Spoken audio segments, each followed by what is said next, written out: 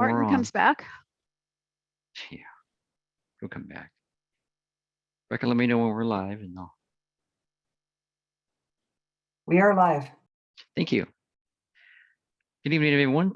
Welcome to the Land Use Transportation Committee. It is April 5th. It is now 5 o'clock. And so welcome, everyone. Call the meeting to order.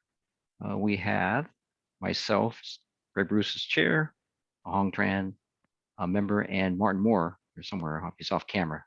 But also we have in attendance Council President Susan Honda and Council Member Linda Kochmar. And I think that's what I see right now. Okay. Councilmember Estefan Dawson is here too. Oh, yes, she is. She popped in. Thank you. And Councilmember Estefan Dawson is also present. Thank you. Okay, I'm going to go my screen one more time, make sure I don't miss anybody. Okay, I don't. So, alrighty. So, Rebecca, we're going to start with second item on there is public comment, and I know we have four members that are four folks that are signed up for public comments. Who do we have first?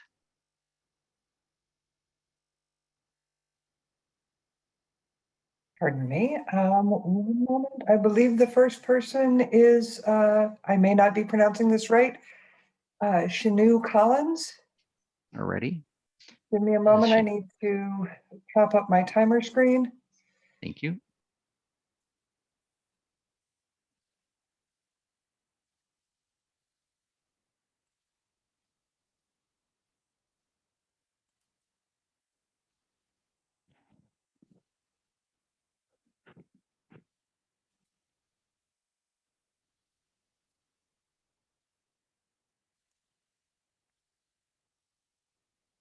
All right. Shanu, are you on? One moment. I have to allow her to talk. Okay, thank you. Okay, allow to talk is not available, so I have to promote her to a panelist, and then we'll take that off when she's done speaking. Okay, thank you.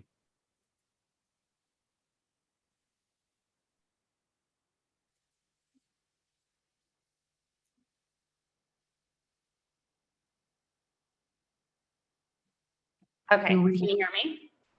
Go ahead, Yes. Shanu. Okay, Welcome. thank you. Thanks. Good evening. I'm Chinue Collins. I became a homeowner in Fredaway about 5 years ago.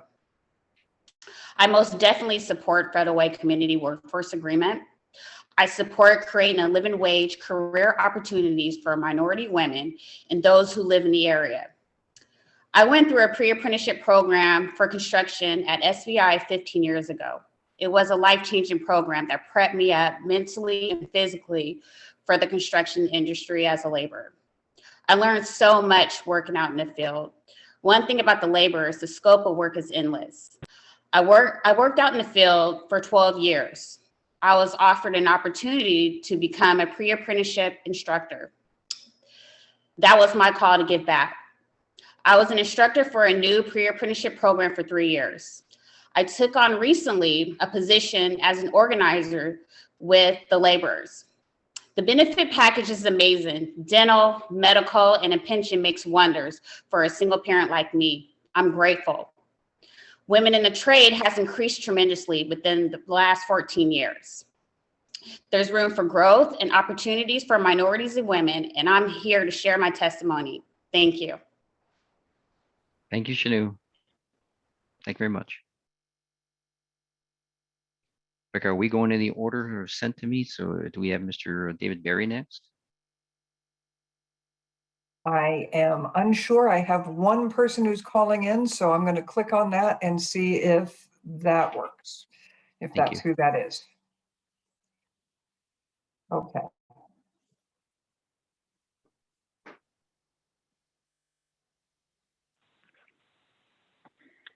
Hello. Hello. This is Tim Atterbury with Associated General Contractors of Washington. We're against CWAs. We've communicated with most of you, either myself or my colleague Sonia Forrester. I kind of want to go through a list of groups nationally and locally who are against CWAs, and for good reason. African American contracting associations, Latino contracting associations, Asian American contracting associations, women contracting associations, and the Washington chapter of the National Association of Minority Contractors are all unified and against CWAs, and for good reason. 90% of women and minority-owned contracting firms are open shop. This is the exact time in our history when we should not be putting up barriers to small businesses that are owned by women and minorities. We need to be taking away barriers to the American dream for those folks. CWAs are 180% in the wrong direction if you're looking to take away barriers for women and minority-owned small businesses that may want to contract with Federal Way. I've spoken with your Public Works Director and several of the council members on this topic before, so some of this is repetitive, but all the studies that AGC can find shows that there's a 15% premium on construction projects that use CWAs. So in a small town like Federal Way, I think your construction budget is $200 million over the next 5 years. You're putting a premium on your taxpayers, and if you support a CWA, you're doing the exact opposite of stretching your construction dollars and stretching the taxpayers' dollars, something that a small community should be looking to do if looking to improve their infrastructure. I think for the most part, you won't find cities the size of Federal Way taking on a CWA. You just don't see that. I've spoken with a few of you, and I think most of you know that. I think it's a bad fit for Federal Way. Your next door neighbor in Tacoma looked at this and decided to not adopt a CWA after a lengthy process in 2019. So we want to be here to educate you on the topic. We want to be here to advise you on the topic, and be happy to answer any questions or anything along those lines. But that's what I've got for tonight, and thank you. Thank you, Tim. Thank you very much. Okay, Rebecca, who else do we still have the other ones? I have 3 more Yes. on my list. Thank you. Sorry, one moment. Thank you.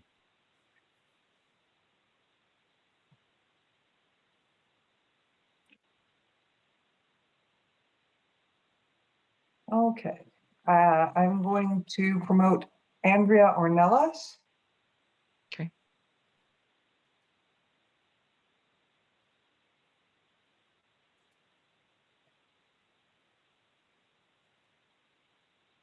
Hi, Hi, Andrea. thank you for giving me the time to speak. My You're name welcome. is Andrea Ornelas. I'm a resident of Federal Way and a member of Laborers Local 242 since 2016. In regards to item H of the agenda, I think it's a great opportunity for the city and its residents. Being a graduate of a new pre-apprenticeship and working on CWA projects in Seattle, I fully support CWAs in Federal Way. It creates competitive pay for all workers on the projects, minimizing wage gap for women, Black, and Brown people. It helps give everyone the opportunity to find their own career path. Also, it may help keep young adults out of trouble or stressful situations that may lead them to jail or juvie or prison. Also, with living wage jobs comes financial stability and the opportunity to buy a home and create wealth for future generations and benefit the community financially. Again, thank you. Thank you, Andrea.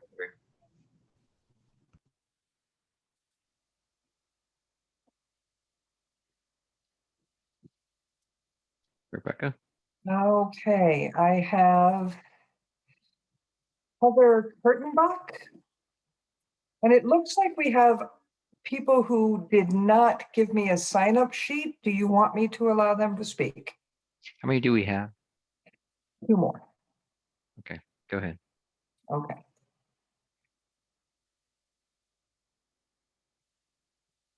Heather, you should be able to speak.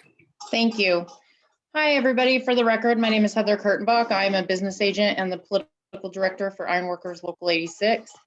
I'm here to voice strong support for your CWA in Federal Way. I work with apprentices every day who live in the Federal Way area, who have gone through one sort of pre-apprenticeship or the other, being our trade-specific pre-apprenticeship at the Ironworkers, or a program such as a new.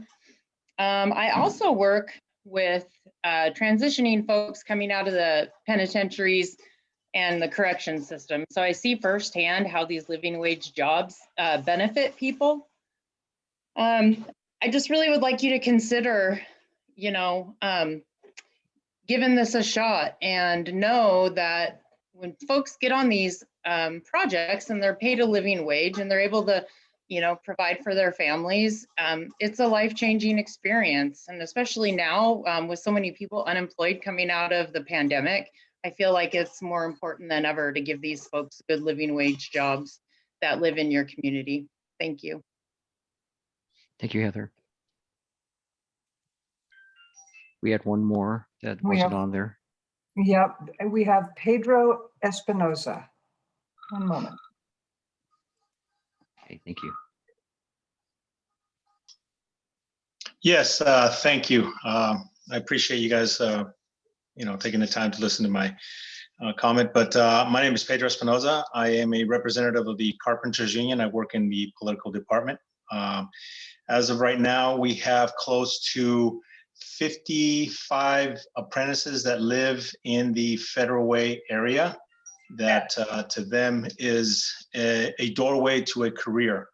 And, I just want to state that having CWAs in the community not only empowers them, but gives the community the ability to have purchasing power when it comes to having benefits, having medical, and a livable wage where the person can depend on a career in the construction industry. So this is something a way out of poverty. And as you all can hear that, from the pandemic, how it's all affected our communities of colors, our immigrant workforce, and our indigenous people, we need to have a way for them to prosper and a way for them to find a great career for themselves. And CWAs is a door path to that possibility. So I strongly urge the support that you can give for CWAs in your Federal Way city. And I guarantee that looking back, if you look at other cities, that CWAs have only strengthened those folks that take part in CWAs and come out of that, so they could help them out of poverty. Thank you. Thank you, Pedro. Thank you very much. Now, I do have one more phone number. I am not sure who it is. And Billy Hetherington has his hand up. Okay. So I'm going to pop on this phone number and see who that is. Thank you. If you are at 425-746-8482, you can speak now. I'm not interested in adding comment. Thank you. Thank you very much. Okay, do we want to allow Mr. Hetherington to speak? Yes. He will be promoted to a panelist.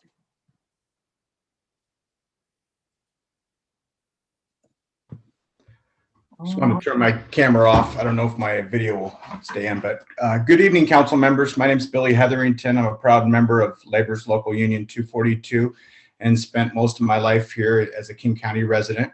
I want to take a moment to speak in favor of topic H under the committee business community workforce agreements. Several other agencies throughout the county have implemented these programs around their public works projects as a means of putting a greater number of community members onto these projects, as well as providing a living wage careers for themselves and benefits for their families.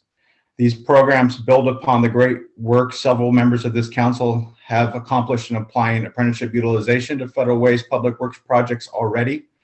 The residents of Federal Way pay millions of dollars in taxes every year to fund the city's infrastructure projects. A program such as this sets goals around community members, minority and women in apprenticeship participation. This in turn is not only an investment back into the residents of Federal Way, but also the local economy as they spend their living wages throughout the community. Several other construction trades are in the process of building a first of its kind pre-apprenticeship for the trades program at Federal Way High School. This program will provide future students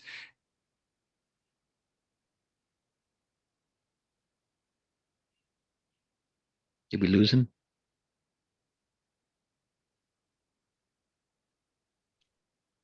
Mr. Hetherington, we can't hear you.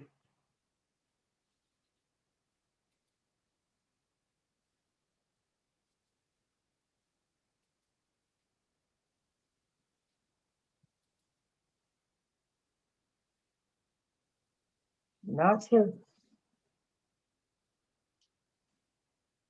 Not sure what happened Nothing. there. Nothing. Let me take a look.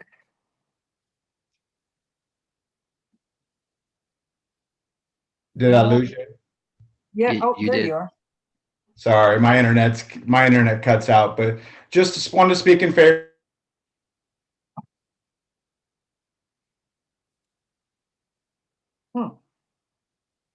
Get out again. Yeah, it looks like we lost him again. Okay. Billy, I think we got your message. So if you don't mind, I'm gonna go and move on. If you come back in the next 5 seconds, I'll give you a chance.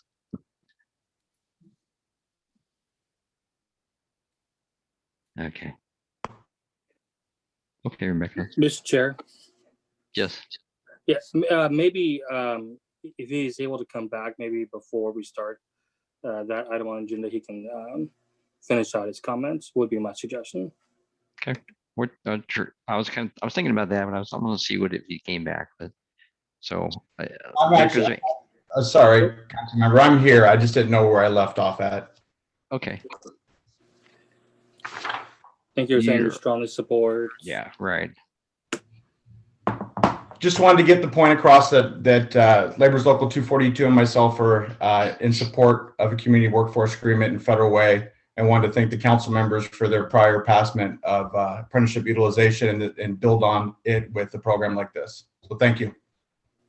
Thank you, Billy. Rebecca, are there any more at all? So I want to give everyone that opportunity. If Mr. Barry was around, Not he was, to the I know best he of my signed up. knowledge. Okay. Alrighty. Thank you all for your public comment. We're going to go and move on to committee business. And the first item is approval of minutes from March 1st, 2021. Mr. Chair, I move that we approve the minutes as they have been submitted. And I Is there a second that. motion? Motion by Councilmember Moore and seconded by Tran, Committee Member Tran. All those in favor, say aye. Aye. Aye. Aye. We have minutes for March 1st. Thank you. We move to item B on our agenda, 2021 storm drain CCTV inspection assessment bid award. And that goes to Mr. Ken Smith. Ken, your floor Good is evening. yours.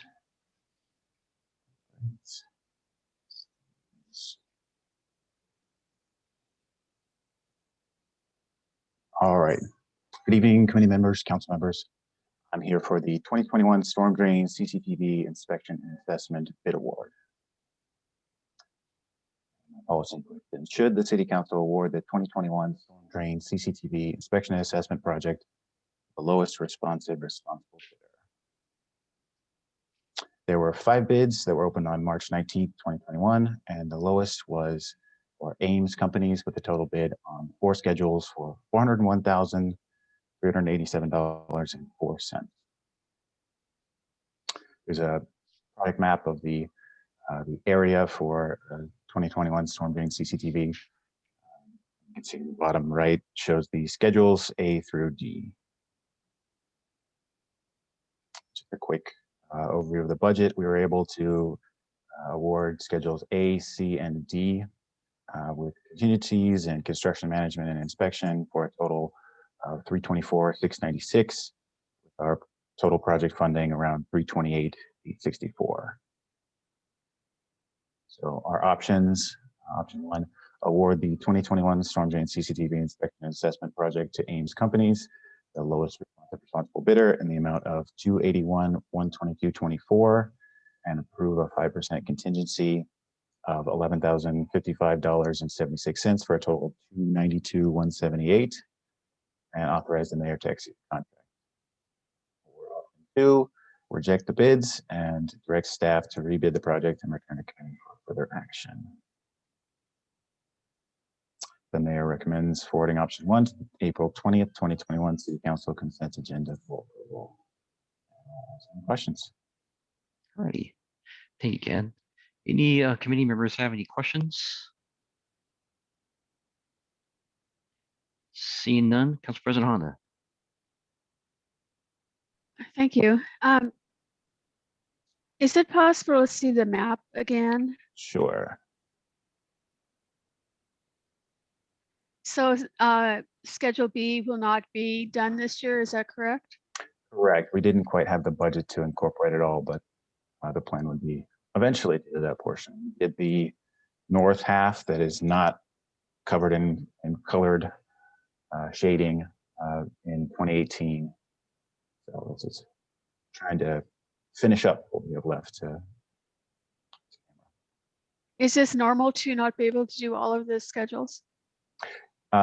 Yeah, we have quite a bit of pipes, and it's pretty expensive project to get them all done. We were, I think, a similar budget on the first half, so it's quite a bit of area to do. Okay, thank you very much. Thanks. Thank you. Any other questions? Okay, I don't see or hear any. I'll take a motion. Mr. Chair, I move to forward option one to the April 20th, 2021 consent agenda for approval. Is there a motion to a second?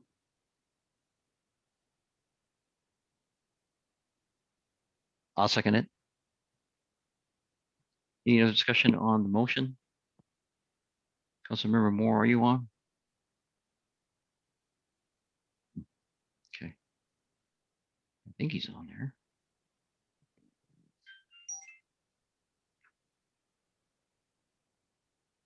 Okay.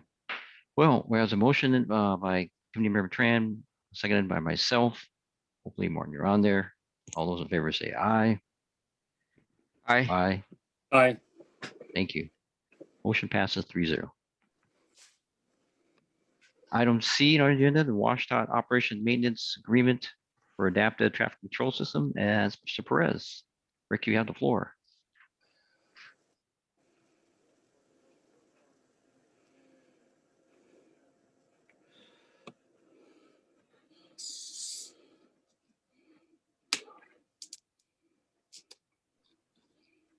Is Rick? You're Yeah, there muted. he is. There he is. Rick, you're muted.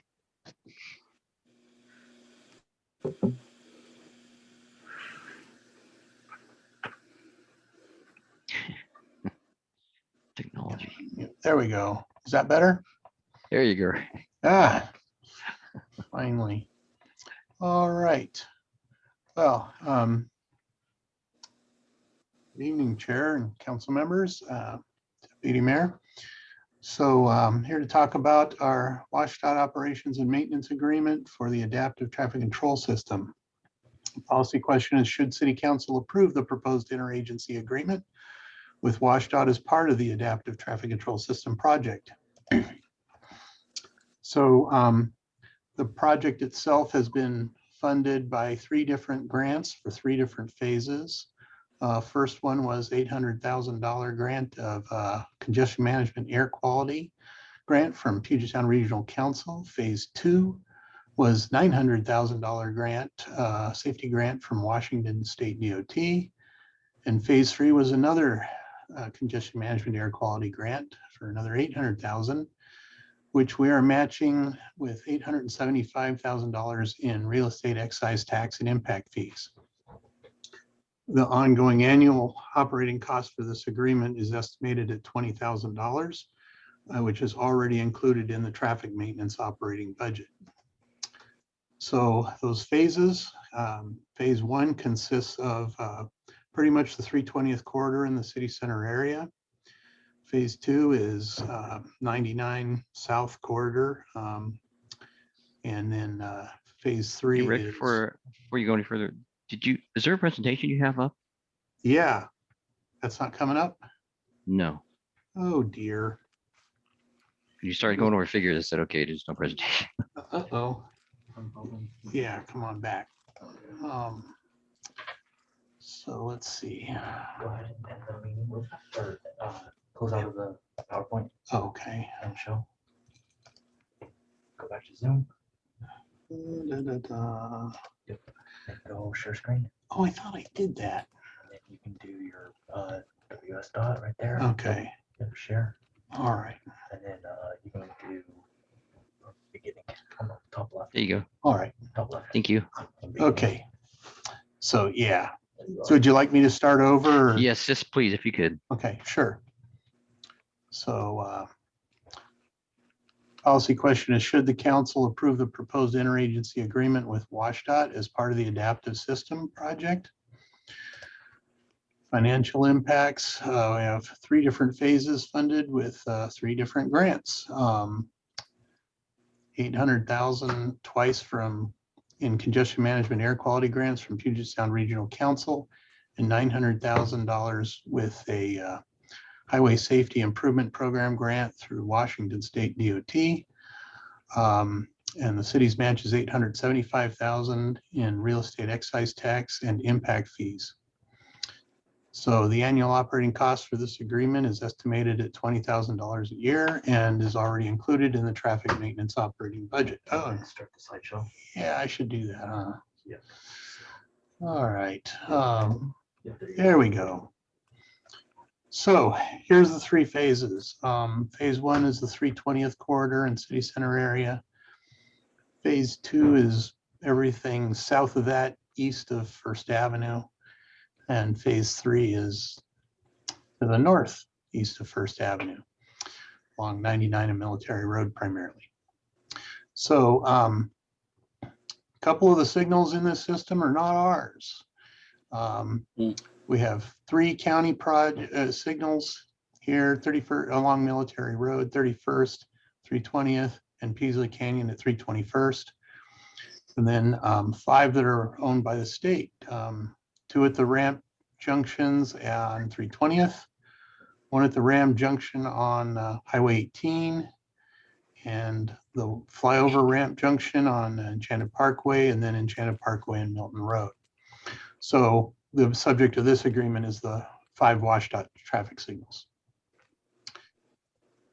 So the agreement would commit the city to operate and maintain those signals and the street lights that are connected to that traffic signal. So a few changes from the way they've been operating up to this point is we would be required to use WashDOT standards for some signal timing parameters.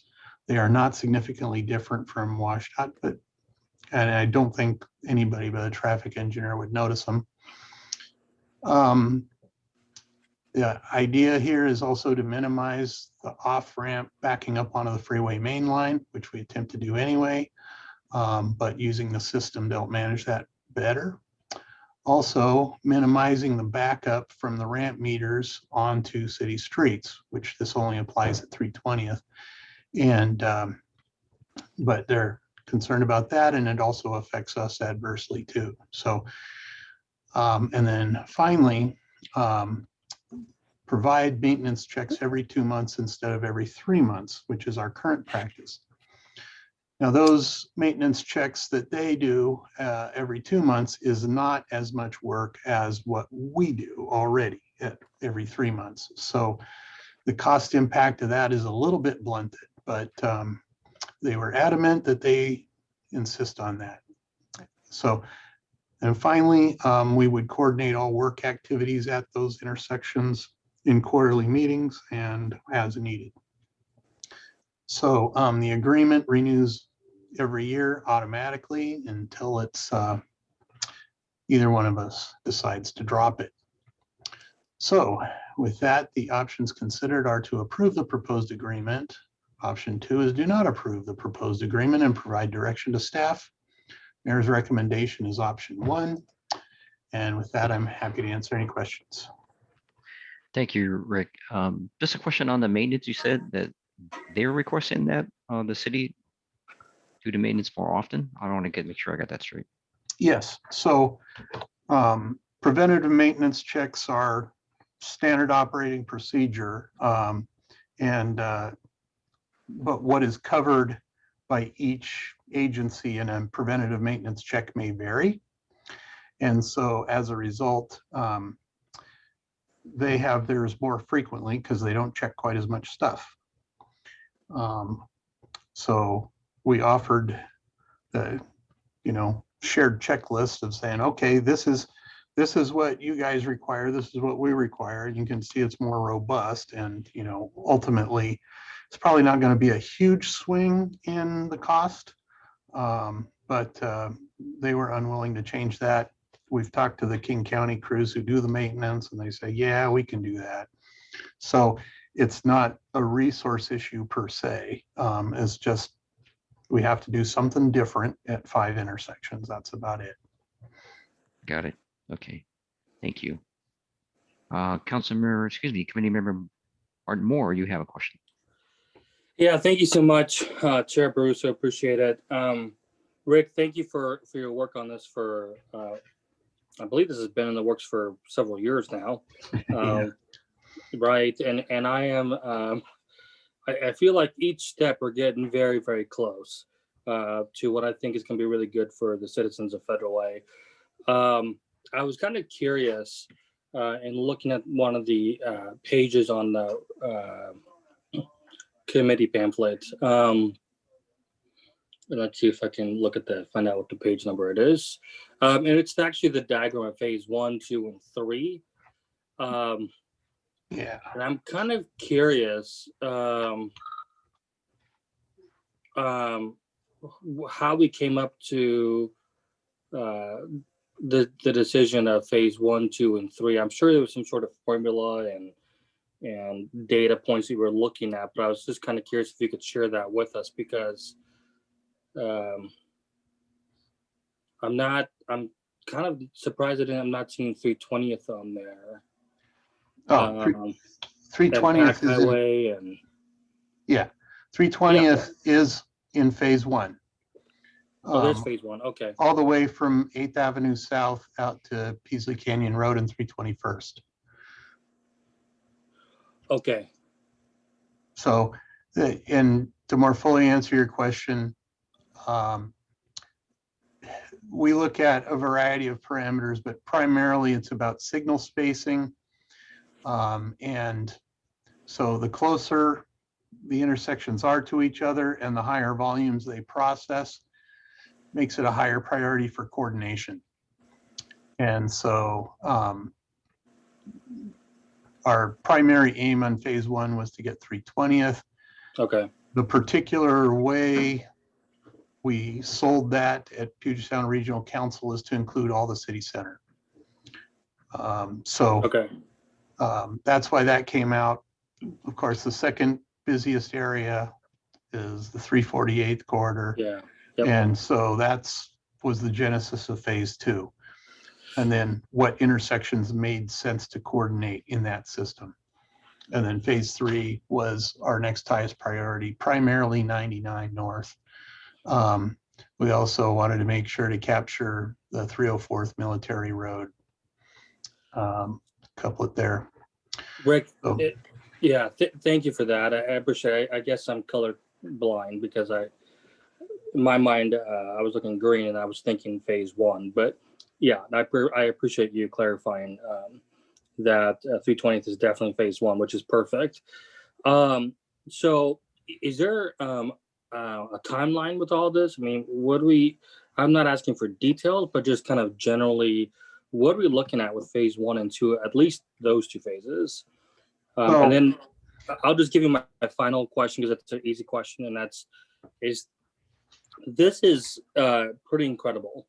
And I think we have all talked about this as elected officials, and people before us have all talked about how do we get traffic moving.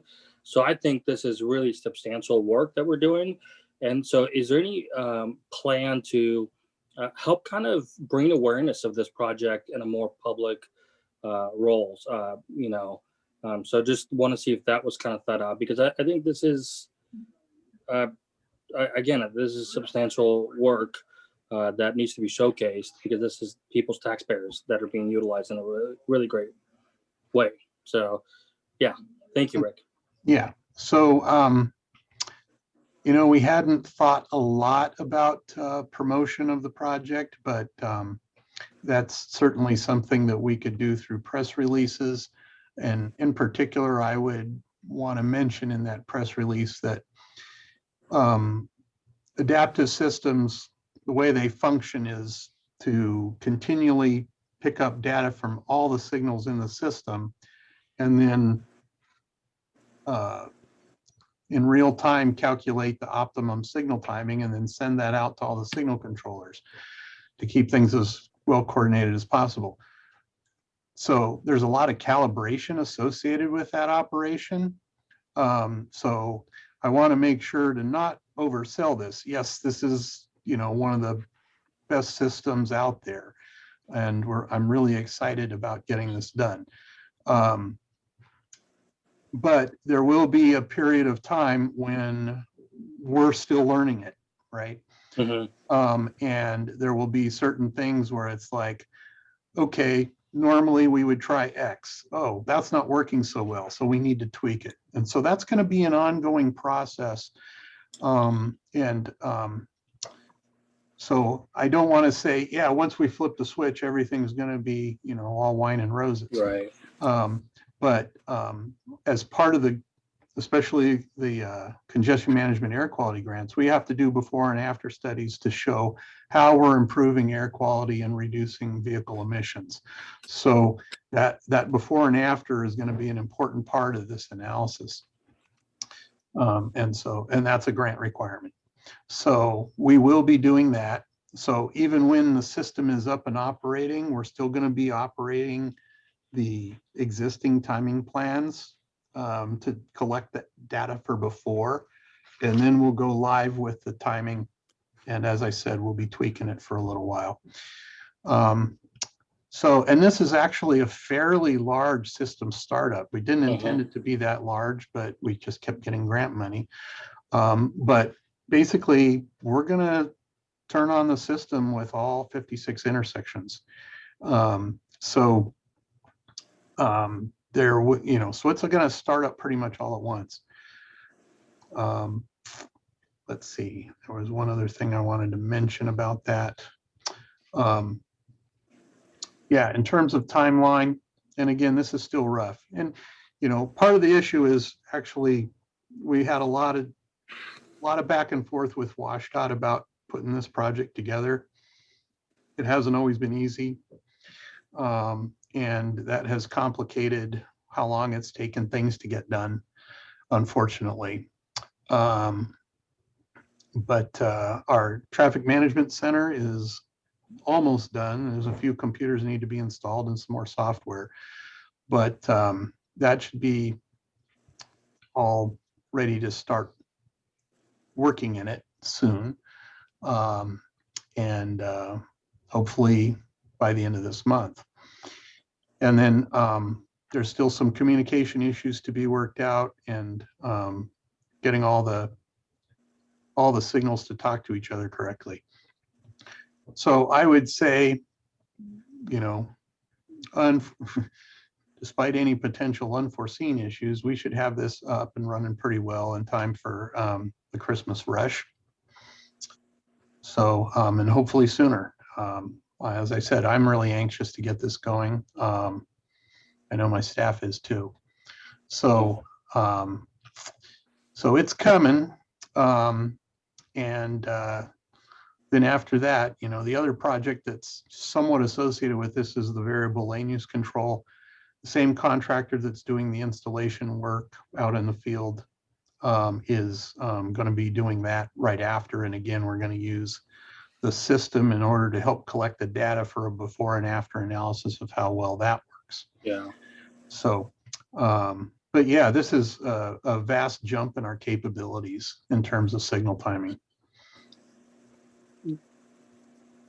Thank you, Rick. I appreciate that, and all the more reason why your department and other departments are doing great work that we really should be showcasing the good things that are happening all around our community, and really the good work that our staff are doing too. So, but I'll end my comment. Thank you so much, Rick, and I'll give it back to Chair Brusso. Thank you. Thank you. Thank you, Rick. Thank you, David. Thank you to Councilmember Moore. I have a question from Council President Honda. Thank you. Rick, when Sound Transit starts construction, well, heavy construction, around 320th, will these be impacted by that construction and the trucks coming and going? Well, yes. But the good news is having this system in place will manage it much better than timing plans that we would come up with just to manage temporary traffic control. Okay. There will be some changes at 320th and 23rd, temporary detour route for southbound that's going to alter the signal at 23rd, having a partial temporary signal halfway between 21st and 23rd, which was not my preferred option, but it's, the Sound Transit's consultant team has convinced us that this is probably the best way to go. And again, I think the adaptive system will help make that better than it would be otherwise. Okay, so we probably won't need police officers out there directing traffic when things are bad? There will be some occasions where police officers will be directing traffic, but we're going to try to minimize that because it's very labor intensive to, you need at least 2 officers to handle these high volume intersections. Uh-huh. So it's a lot of resource thrown at that. So we're going to try and manage without doing that as much as possible. Okay, thank you very much. Thank you. So Rick, on that line, so what time of day is there optimal timers or regular working hours for this to get done, or how is this done? The actual construction for the adaptive or once Yes. it's operating? Okay. Want the construction to get to adaptive. Okay, well, most of the field work has already been done. There will be signal controller swap outs because as part of the system, we're getting all new signal controllers that coordinate better with the adaptive software. So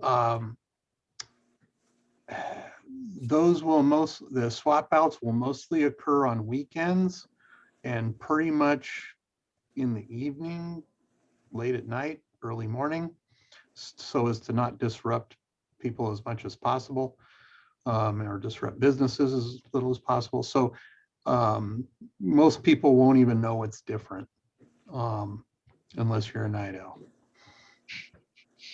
Okay, that's what I was kind of wondering. Thank you. Council President Honda, you still have your hand up. You have another question? Oh no, I forgot to take it down. It's okay. There it Thought I goes. asked. Sorry about that. That's all right. So I'll make sure we get our questions asked. Any other questions for Rick at all? Okay. Not seeing or hearing any, I will take a motion.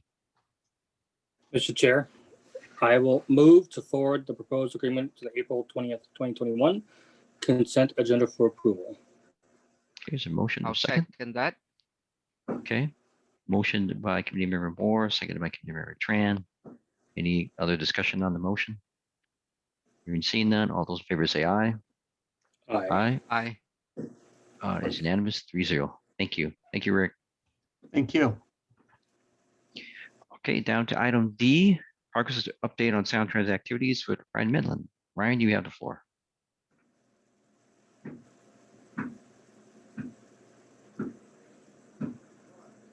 All right, good evening, committee chair, committee members, council president, and council members. My name is Ryan Medlin, and I'm here with the monthly update on sound transit activities. Starting with the Federal Way Link extension, there's still some clearing activities and general civil construction ramping up along 272nd. Most of it's in the city of Kent. There will be eventually a few retaining walls built on our side of 272nd to facilitate the city of Kent's negotiated improvements up there, as well as a column on the south side for the aerial guideway structure that's not scheduled at this time. Clearing for the guideway alignment along I-5 is continuing. They are currently working their way north from 317th to reach Military Road South undercrossing just south of 304th, likely later this month. You will also may see in the near future some smaller areas of clearing at the 2 undercrossings of Military Road under I-5. Those are in preparation for other future aerial structures. And then the city center area, they are currently drilling shafts to support the guideway columns. They are working on that west side north of 23rd, north of 320th. With those columns, they expect to have the shafts pretty much done out to I-5 as early as the end of this month, and we should start to see the actual columns rise towards the end of this month as well. You'll likely also see some notices in the future about some traffic control. The 2 areas that are notable coming up is at night, they're going to drive the drill rig across 23rd. When they're done drilling the shafts on the west side of 23rd, they'll drive it over to the east side of 23rd. And then closer to the end of the month, there will at some point have to be some traffic control around that 317th roundabout for some of their column works in the WashDOT limited access right-of-way area. For the OMF South, I'm not going to cover many of the details that we're going to talk about at our study session tomorrow, because we will talk about the DEIS review in detail tomorrow. But just as a reminder for yourselves, as well as anybody from the public, the comment period for the draft environmental impact review continues through April 19th. The easiest way to submit public comments direct to Sound Transit is at the email address and website on the screen.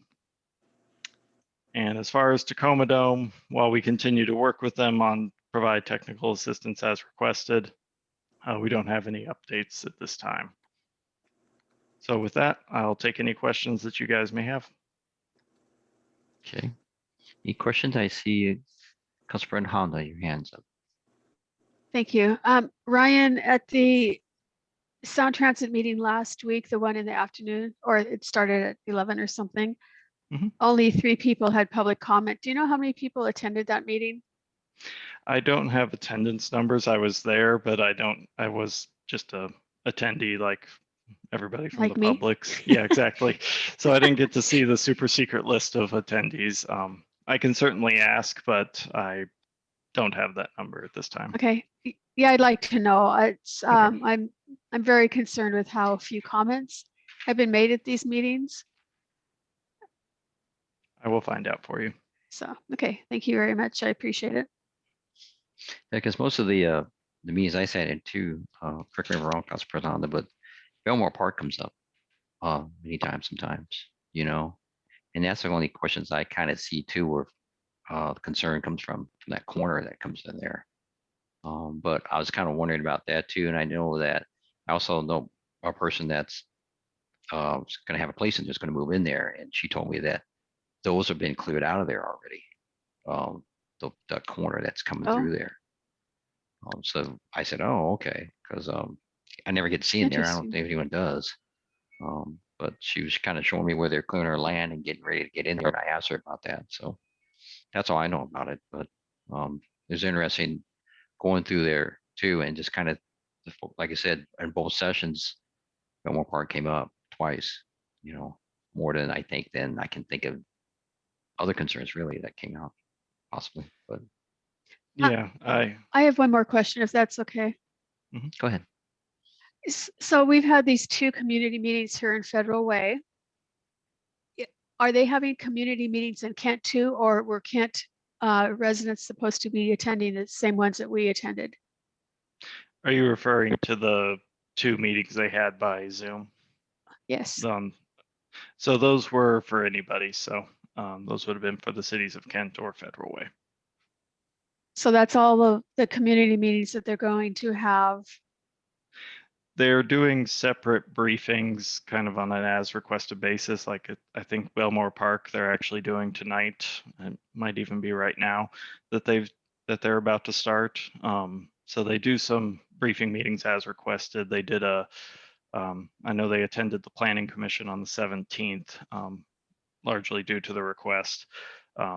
So the 2 meetings on the 24th and 30th were formal meetings that they pre-scheduled for people to come and make public comments and advertise that way. If other community groups want a specific briefing, they can request it from Sound Transit staff. Okay, interesting. That's even more concerning with the lack of public comment. If it was, if this was for residents of Kent too. So, all right, thank you. I kind of agree. There wasn't that many residents from Kent on there or asked questions at all. But anyway. Okay. Any other questions? Thank you for taking your hand down. Okay. I think that's it, Ryan. Thank you very much. Thank you. Item E, rental housing inspection program update. Mr. Brian Davis. Mr. Davis, you have the floor. Thank you, Chair Brusso, members of the committee, Council President Honda. At your last meeting, there was a question about the current status of the rental inspection program. So I'm here to give a very brief update on that. So this is, as most of you are aware, in 2019, the council asked that we pursue an ordinance that would basically enact a rental inspection program for the city. We laid out some typical funding levels that other cities with successful programs had done. And we did not get that at the time, so we pursued anyway with just in-house resources that we had at the time. We put together a team of between planning, community services, and code enforcement, and we made some progress on an ordinance, and it's I'd say it's about 67% or about 2/3 the way there to get it across the finish line. There was a moment, well, there's been several moments. There's been quite a bit of turnover since we made progress on the ordinance. We had 5 planners and a code compliance officer and a community services coordinator. We've had those positions turn over either for better pay or for retirement purposes. We're just now, I appreciate the opportunity to come to you today because we are just now with the hiring of a new planning manager, we're at where we need to be. In fact, we just hired a co-compliance officer as well, made an offer today. So we should be back to full capacity here within, I'd say about 2 or 3 weeks when we get the co-compliance officer on board. I believe that if there's no more turnover for the next couple months, I think we should be okay to resume this. If that's not the case, then a possible backup plan is that we do have budgeted $100,000 in startup costs for the program. This is something that the council approved. If we get into a similar situation where we're just simply short-staffed, we potentially could use a portion of that funding, and this would all be contingent on your future approval. I'm just throwing this out there this time. But we could potentially use a portion of those funds to carry it across the finish line, so to speak, so that we can get the ordinance ready to go. If we did that option, then what we would need to do before we actually adopt the ordinance is secure funding or allocate funding for the startup costs that we would otherwise have saved for the project to move forward, because we can't adopt an ordinance without the staffing in place to basically carry out the program or to enforce the program. So that's where we're at right now. Again, I think within the next couple of weeks, we should be back to full capacity that we could resume this, and be more than happy to even give an update to the full council a couple months after that to tell you that we're, where we're at and how close we are, and some of the options that we've looked at, because there's different ways this program can be carried out. But that's where we are right now, and I'm happy to answer any questions. Thank you, Brian. Questions? I know that Council President Honda. Oh, and then Council President Honda, and then we'll go to Team Member Moore. Go ahead. Okay, thank you, Brian. So, as Council President, is someone who works with our, with the budget. I mean, we all work with the budget, but I'm concerned every time a director says to me that we need to find some money for something that the council wants, something that an initiative that we want to get moving forward. And, in 2022, as a council, we're going to have to find some money for several positions that we funded for 2021. And I would be really concerned if we would need to find money for this also. I just don't know that we would be able to do it. So I'm hoping that the staff that you're hiring could get this done without having to dip into that $100,000, because I don't know that we can come up with an additional $100,000 as a council to do this. So I'll be cheering you on. Hope Appreciate it works. That. Yes, and I agree with you. I don't. I'm not asking for money today, and I don't plan to do so. But we're trying to carry out your desire for this program. The program to carry this out costs more than what it's typically costs more than what we were given. So we're doing our best to get it done, even though we don't have as much as most programs do. So I'm fully intending to get this delivered to you under budget, which is in our case on budget, and hopefully have a program that serves our residents well. Thank you. I appreciate it. Team Brand. Can we remember one more? You have a question? I know you do. Brian, thank you so much for the update, and Chair Bruiser, thank you. I really appreciate this this update quite a bit, and this issue is near and dear to my heart, because it really just affects our immigrant populations, people of low income populations, and it's good to see that we're we're moving the needle forward. And so one of the things I wanted to kind of get clarification is, your presentation went awfully fast, which is good, but I couldn't write as fast enough there, Brian. But you said 67%. Tell me what the 67% is. I just want to get that, so I make sure I'm clear-headed on that. So it's just my rough estimate of how complete the project is. Okay. And then I didn't hear you saying, you seem to be somewhat confident, or in terms of an ordinance coming in. I didn't catch that give or take timeline that you were thinking. Yeah, I'm hopeful that there's no turnover. And again, part of the turnover is that we've sat through meetings where our pay is not as comparable to other cities. So that's part of the turnover is that. So I'm hopeful that we can keep the staff in place to complete this project. We are getting a new compliance officer here, and I apologize. Most of the content that I did present, Councilmember Moore, is in my memo, but the part that I mentioned about the code compliance officer is not in there. So I apologize for that, because I just found about it today. So the person should be on within the next couple of weeks, and that could allow us to form the team back together, be an entirely new team, but the same divisions represented to carry out the program once we get the personnel in place. So I'm hopeful that we can then resume the project and then finish that remaining third of the project, or 33%, I guess it would be if I'm using the same math. So are you and again, I certainly don't need specifics because I understand you're kind of juggling some things and whatnot, but are you hopeful that you could see such an ordinance in a couple of months or in about 5 years? Or I'm teasing when I say that, but what's your thought on the ordinance aspect?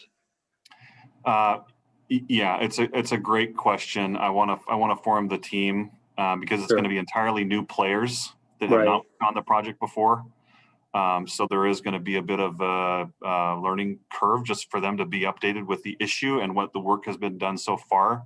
So I'd hesitant to say just in a couple of months, but certainly not 5 years. No, sure. I think Councilmember Moore, I think we'd have a goal to get it in place before the end of the year. That would be my goal, is to get something on the books so that we're not that we would know by then if there is budgetary impacts of what we're doing. Hopefully there's not, but just so that we would have that question answered by the time we get time to if we need to amend the budget or anything like that. Okay. Okay, that sounds good, Brian. Thank you so much. And I'll stay in touch with you outside of committee meetings. And Chair Bruce, if I can just request that maybe in 2 months we get another soft update, I think would be kind of good. I just want, Brian, I appreciate you staying on top of this issue. I think things can easily just slip through the cracks. And I just appreciate you as the director of your department trying to keep that needle moving forward. So I appreciate that. And I just would like to request for another update, maybe in 2 months, which I hope would be fair. So yep, happy to do so whenever you want. Thank you so much. Thank you. So noted. Committee Member Tran, you had your hand up, did you? I just want to make sure you get your question answered. Thank you, Mr. Chair. My question were very similar to that of Councilmember Moore, so I don't need to repeat the questions. So thank you. You're welcome. Thank you. Any other questions, Ryan? Okay. All right, Brian, because you have our next one, our item F is vacation rental regulations briefing. So yes, so it's yours. Another item where we need to get something done and there's no money to do it. So we will work through this one as well. So we had a complaint submitted to the mayor's office. In fact, we get fairly regular complaints about this issue where there's a neighbor in a single family residential neighborhood that has a lot of cars, a lot of people, and then the next day, poof, it's gone. Nobody's there. And then the next weekend, the same thing happens. And so there's pretty good indication that it's a vacation rental going on. And so there was a question raised to the mayor's office, and the mayor asked me to contact Chair Baruso to put this on the committee's agenda, just to have a discussion so that we can maybe get some feedback on what direction we should take with this. And that is that this particular resident says, well, we should be going after these in some way. We don't know what that looks like. We have a pretty good indication of what other cities have done that have a vacation rental, I guess a stronger enforcement program, what that looks like. What ours currently looks like is that in 2007, there was a director's interpretation made that vacation rentals are essentially single family homes. And if they wanted to carry it out as a commercial business, then they did have to register that business. And so that we currently have that in place right now. The enforcement is very difficult. It's very difficult to gather evidence to identify which house might be conducting a vacation rental type situation if we don't have record of it. So we could get a complaint from a resident saying there's lots of cars, lots of people, which typically happens on the weekends or nights when it's only the police that are available to deal with it. So the enforcement is difficult. So if we were to pursue something stronger, whether it be an ordinance that bolsters the idea of a vacation rental program within the city, or if we keep what we have in place currently, and we just need better enforcement of it, those are questions that we need to have answered, that we haven't done the research to really give you answers to at this point. I think something that would help at this point from the committee is kind of your feeling on this issue. That we do have something in place, which if to deal with the concerns, we would just need better enforcement, or if we want to pursue something, a stronger program, which is another option, but that still is something that would require some level of enforcement that is currently not in place. So that's where we are at with this issue. I'm happy to hear any feedback or thoughts that the committee has, or any questions that I can answer on this topic. Thank you, Brian. One question that I think I had unanswered, but HOAs. So how much work are we doing with HOAs, or are the HOAs the ones that have come to us? I take it, some of them, or I know one of the bigger ones, correct? Yeah, we get a mixture of both the individual residents contacting us, or we'll get HOAs, like the leadership of an HOA calling the office, and we, I believe the mayor staff does interact with HOAs more closely. My staff have had some limited interaction with some of the HOAs. Most of the complaints that my office get are from individual residents in the neighborhood. But we do, to your question, we do work with HOAs, whether it be my office or the mayor's office. Right. Okay. Because I was kind of wondering too, because I know that some HOAs, are larger than others, right? And those calls will come from the larger ones a lot of times, and then it's mainly homes that are, or older homes that have been either renovated or sold, and some folks are moved out, or time to do an Airbnb instead of renting it out. I get that. So, okay. Thank you. I have a question from committee member Martin Moore. The floor is yours. Yeah, thank you so much, Chair Baruso. So, this is actually kind of in my backyard, which is kind of interesting. And I drive there every so often. To be honest, I haven't driven there lately. But when I do, I definitely see a huge amount of vehicles lined up. And I certainly hear a lot of concerns has been brought up to the mayor's office, and I'm sure some of us on the council. And so my interest as a committee member is to work towards an ordinance factor and look at, quite frankly, increased enforcement. I mean, I don't think, speaking for myself, I don't see it as an either or factor. I see it as an and factor, and this has been an issue that the HOAs had to deal with for a few years. I'll put it that way. I know that some of our constituents, my neighbors, have been absolutely frustrated with this. And I think it's also more than just noise and, I can't think of the other word I want to use, but I think it's also has a lot to do with the work that he's doing on our streets. Certainly I don't want to single somebody out with a specific issue, but it is a concern, and I think my mind tends to go towards an ordinance and looking at doing increased enforcements. Yeah, so thank you. Thank you. Council President Honda. Thank you. So, Brian, this has come up before in FEDRAC for several years, how we could get these Airbnbs or vacation rentals to get business licenses in the city so that we know where they're at, because we've had complaints from pretty much all over the city, not just in one neighborhood. And we've been told how difficult that's going to be. So if we did have an ordinance saying that a vacation rental had to have a business license to rent out their facility, how would we enforce it?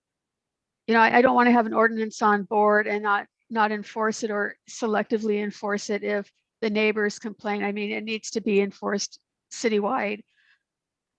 So how have other cities enforced their ordinances? Yeah, it's a great question, and this is we talk about doing both an ordinance and an enforcement. That's added what we're doing right now, and so that's a resource question. So to your question of what do other cities do, they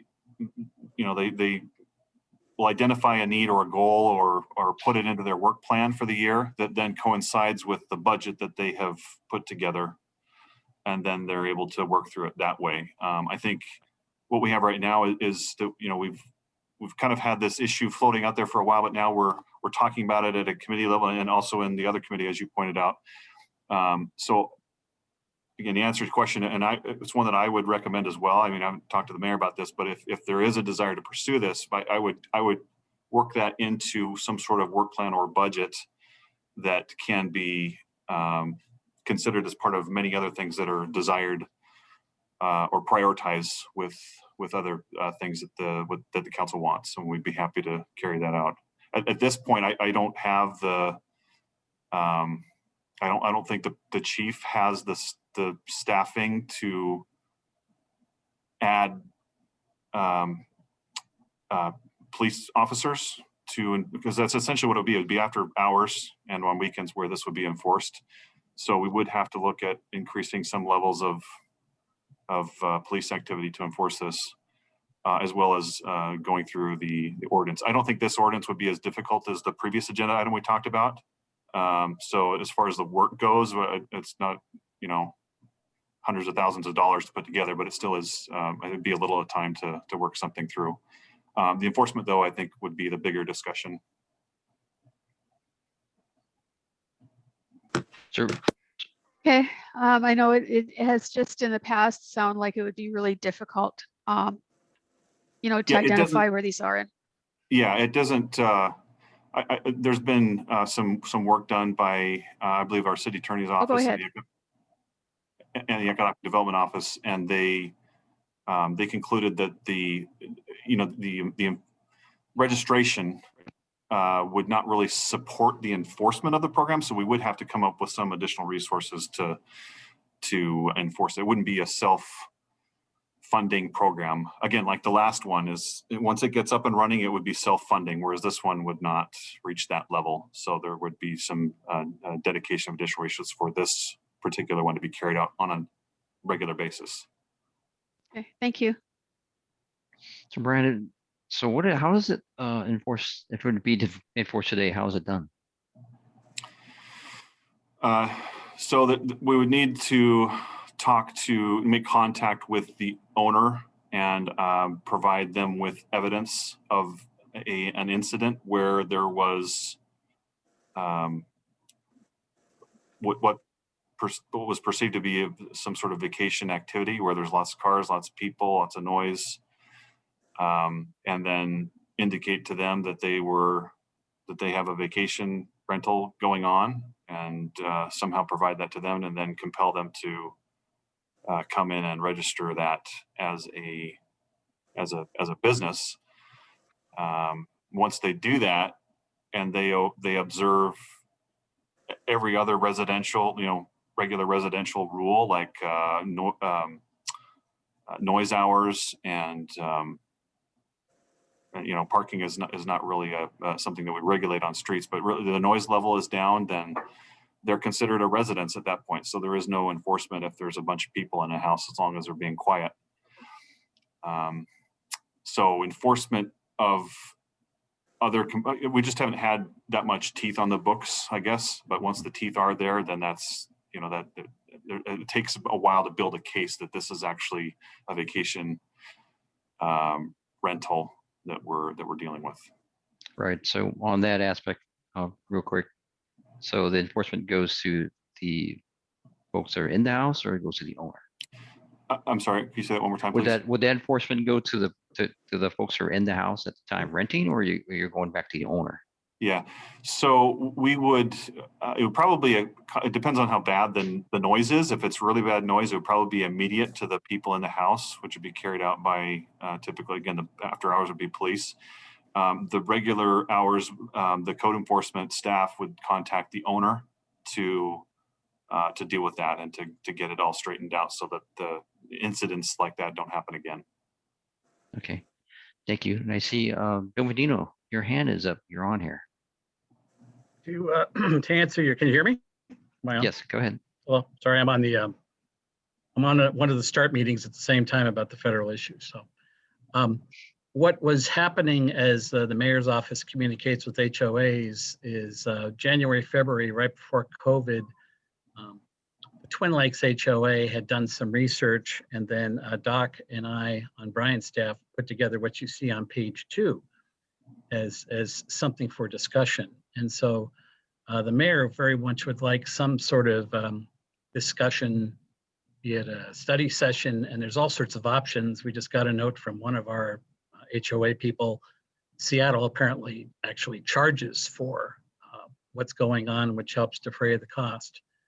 But it might be time to go through a full discussion of all the options, but then we also have to be very, very cognizant of what this does to our police and our community development folks as well too. But there's been lots of communication, and it's about to sort of resurge again now that COVID is hopefully ending.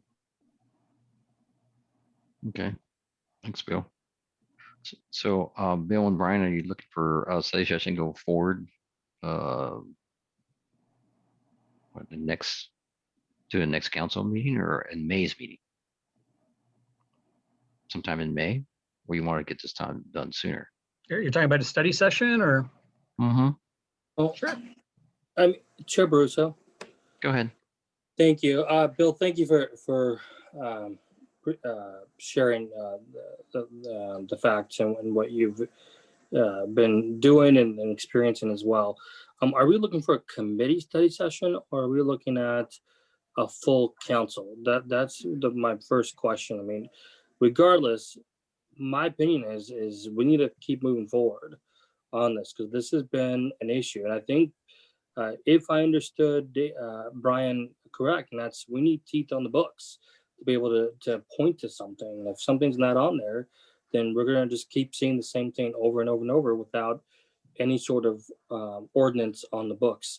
But I think going back, what are we trying? Is this a full council study session or a committee study session? That's gonna be my next question.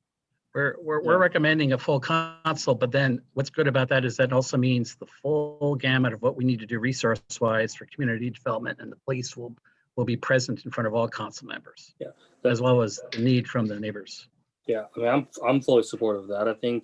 I'm sure we'll get that on the council agenda at some point, and the agenda setting team will work to get it on there with Stephanie. So I mean, I'm definitely supportive of that.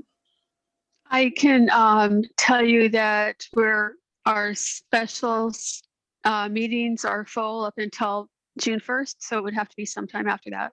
And I'm sure that Stephanie and probably has some special meetings already booked in, after that too. But I do know that we're booked out until at least June 1st on special meetings. And that was my question too. Well, I didn't know where a placement on the calendar that would be. And so that was kind of the biggest thing I was kind of wondering about. We can take it to agenda setting and see and check with Stephanie. That would mean that staff would, have to be ready at some point to present to the council. Yep, I wouldn't mind supporting that, Council President Honda. I know it needs a little, some support to get it onto the agenda. So I'll support that effort. Brandon and Bill, do you guys have enough time at all? Kind of loaded question. I'm going to start working for Brian on weekends in order to do this. I just want to make sure Not that I'm qualified at all. I just want to make sure there's enough there for you guys. Yeah, to get something for a work session that's easily done. So we can do it anytime. And it's actually a very simple issue. We put the cost to it and the enforcement, and so it might be able to fit between study sessions as well. But the facts are the facts. It's there's resources that need to be done to do it, but then there's also a challenge. Okay, Okay, great. we'll get it on the schedule. Okay, and then one last question, Chair Russo, for Go ahead. Bill. I assume you're going to keep the group in tight communication with what's coming out of the committee meeting today. Oh, Is yeah. that right? Yes, but Okay. I'm gonna, it's gonna be very realistic saying, well, it's going to agenda setting. I think we're what, tomorrow afternoon or Wednesday? Council President Honda? I think it's tomorrow afternoon. Yeah, tomorrow afternoon. So I'll just let them know that we're trying to figure out a way to get a study session on the agenda. Agenda settings tomorrow afternoon. Yeah, that's right. It got moved. So no, no, they're watching. Yeah. Yeah. Thank you. Dude, you had one more thing you wanted to say, or? Okay. It's not. I got the from him, so I was wondering. All right. I heard that too. Okay. Okay. Alrighty. So that's good. Hopefully tomorrow's agenda setting, we get that somehow worked out for you. So, okay. Any other questions for Brian? I think we're pretty good on that one. If not, I'm going to move to item G for downtown planning project options. That's Mr. James Rogers. James, you're on here. You have the floor. Thank you, council and committee members. My name is James Rogers, a recent hire in the planning department as a senior planner. And I appreciate your time this evening. I'd like to share with you just a brief presentation, if I can. Let's see.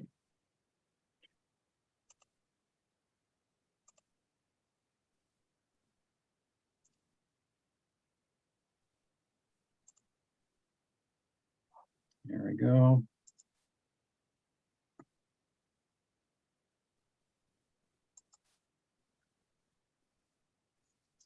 So tonight we are seeking some direction from you on our one of our tasks on the work program.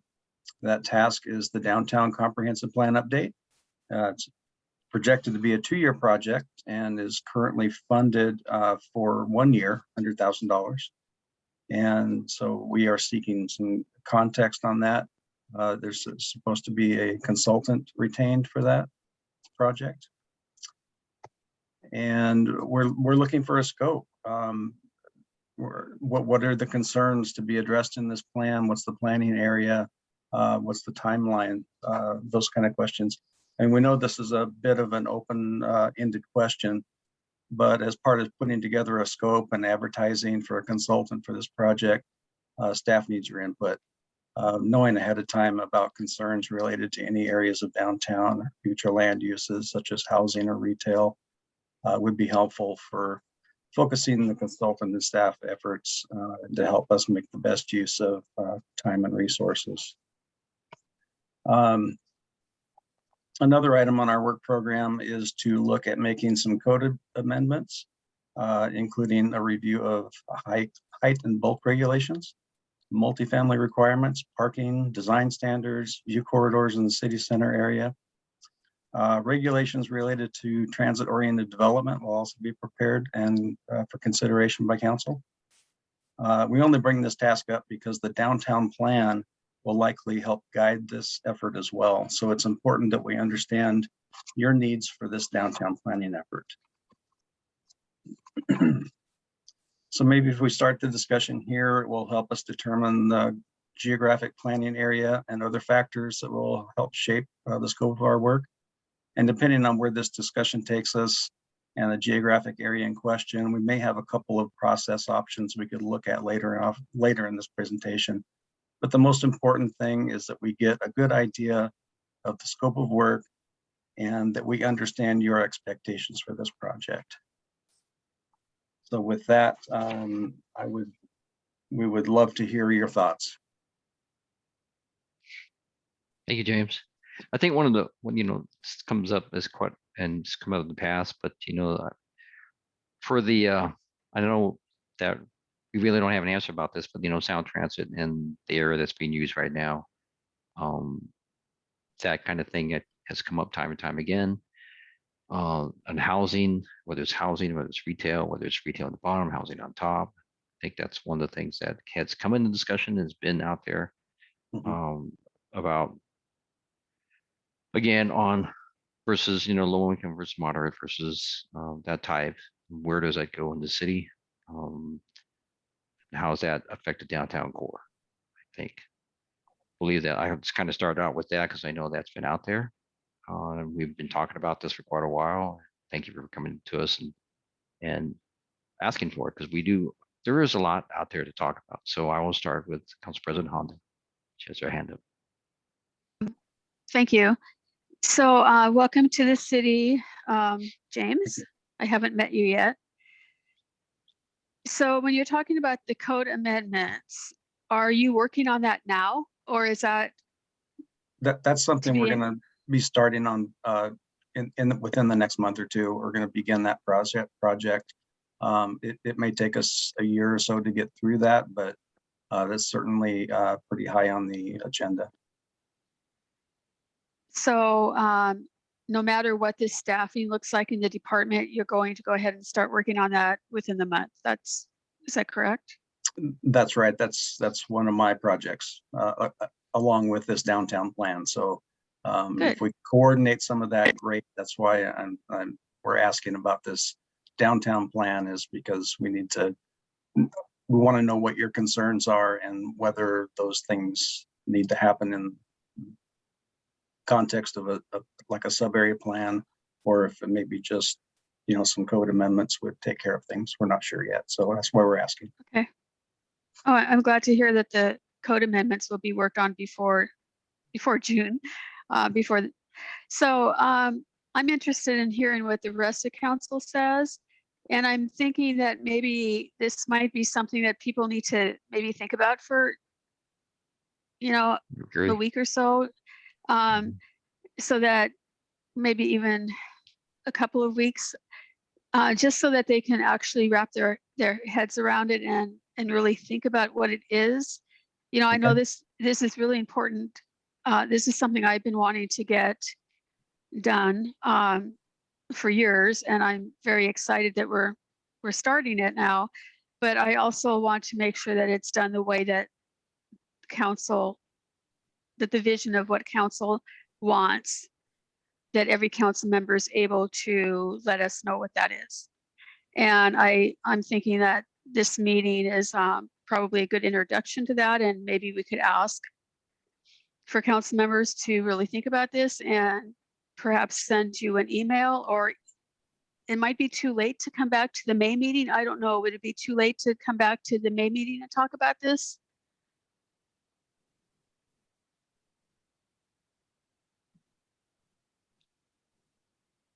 Council President, main meeting, which main meeting? The May LUTC meeting. Right. I think it. I think if folks take the time to other council members think about this really clearly, like you said, maybe write some emails out and then kind of see how it goes, James, and what the input is. Maybe things you can address that way. I can do think that. we should be pretty good for May. At least get that out there, Okay. Yeah, if that's the route we want to go, I can certainly do that, and I'm happy to bring this back to you next month. Yeah, because I agree. This is kind of like I've seen all the bullet points and other things to want to talk about and think about. There's a lot there. So let's take the time to do this right. There is. Yeah, we were just hoping to get some sort of an idea of what the big picture thought was on this project. Okay. Before I go move on to Council Member Coach Bar, Bill, if you can hear me, you still have your hand up. Just want to make sure you didn't have anything else even on this subject. But if you take that down, that'd be great. If not, then Councilmember Coach Martin, the floor is yours. Thank you, Chair Baruso. You already have the majority of our concerns are just housing, traffic, and type of development. But part of the issue is that, for example, Sound Transit has 3 parcels that they're going to be selling under our current comprehensive plan.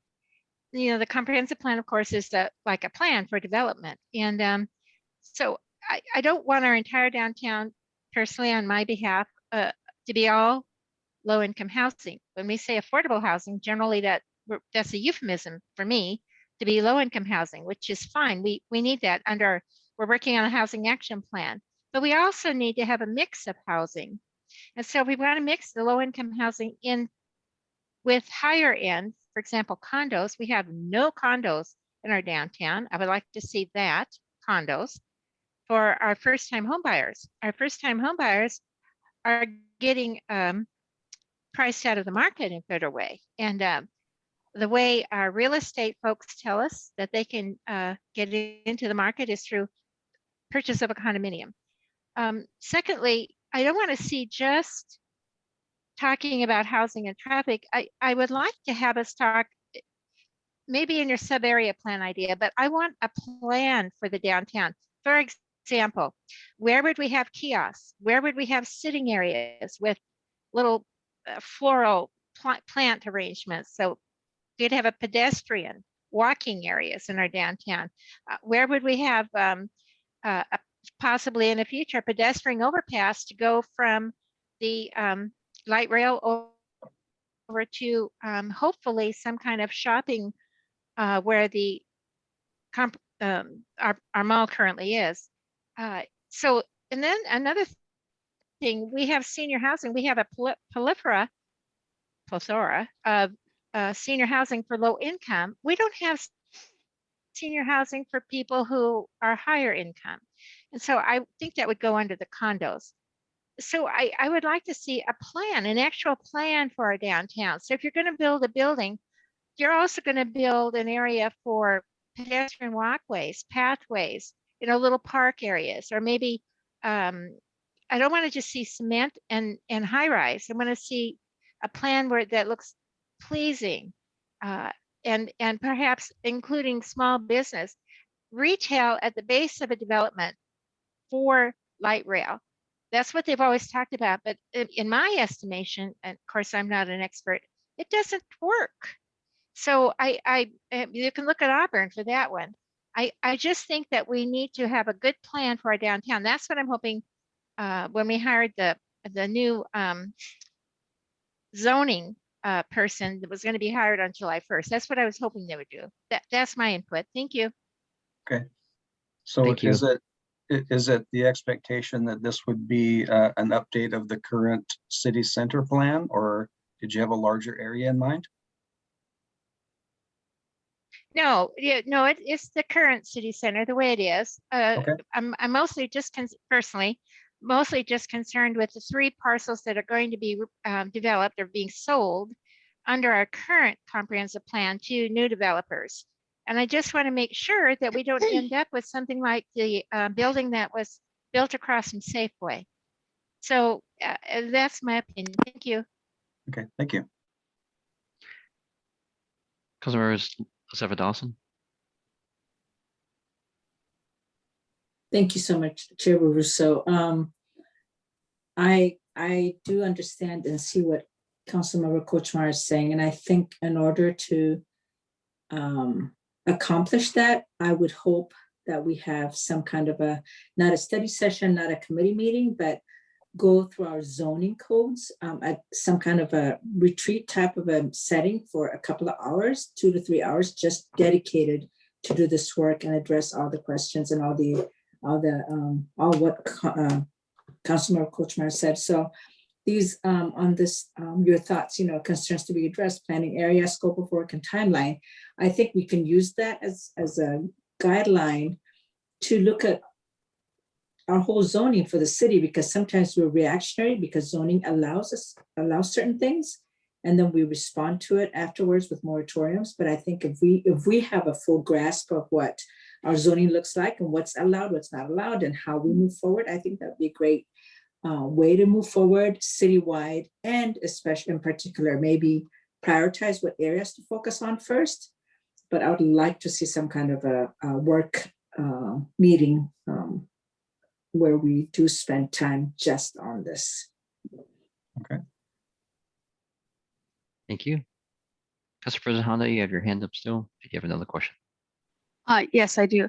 So, Councilmember Sefa Dawson, do you want a retreat type meeting before the consultant starts to work, or after the consultant's worked and is presenting the information to us?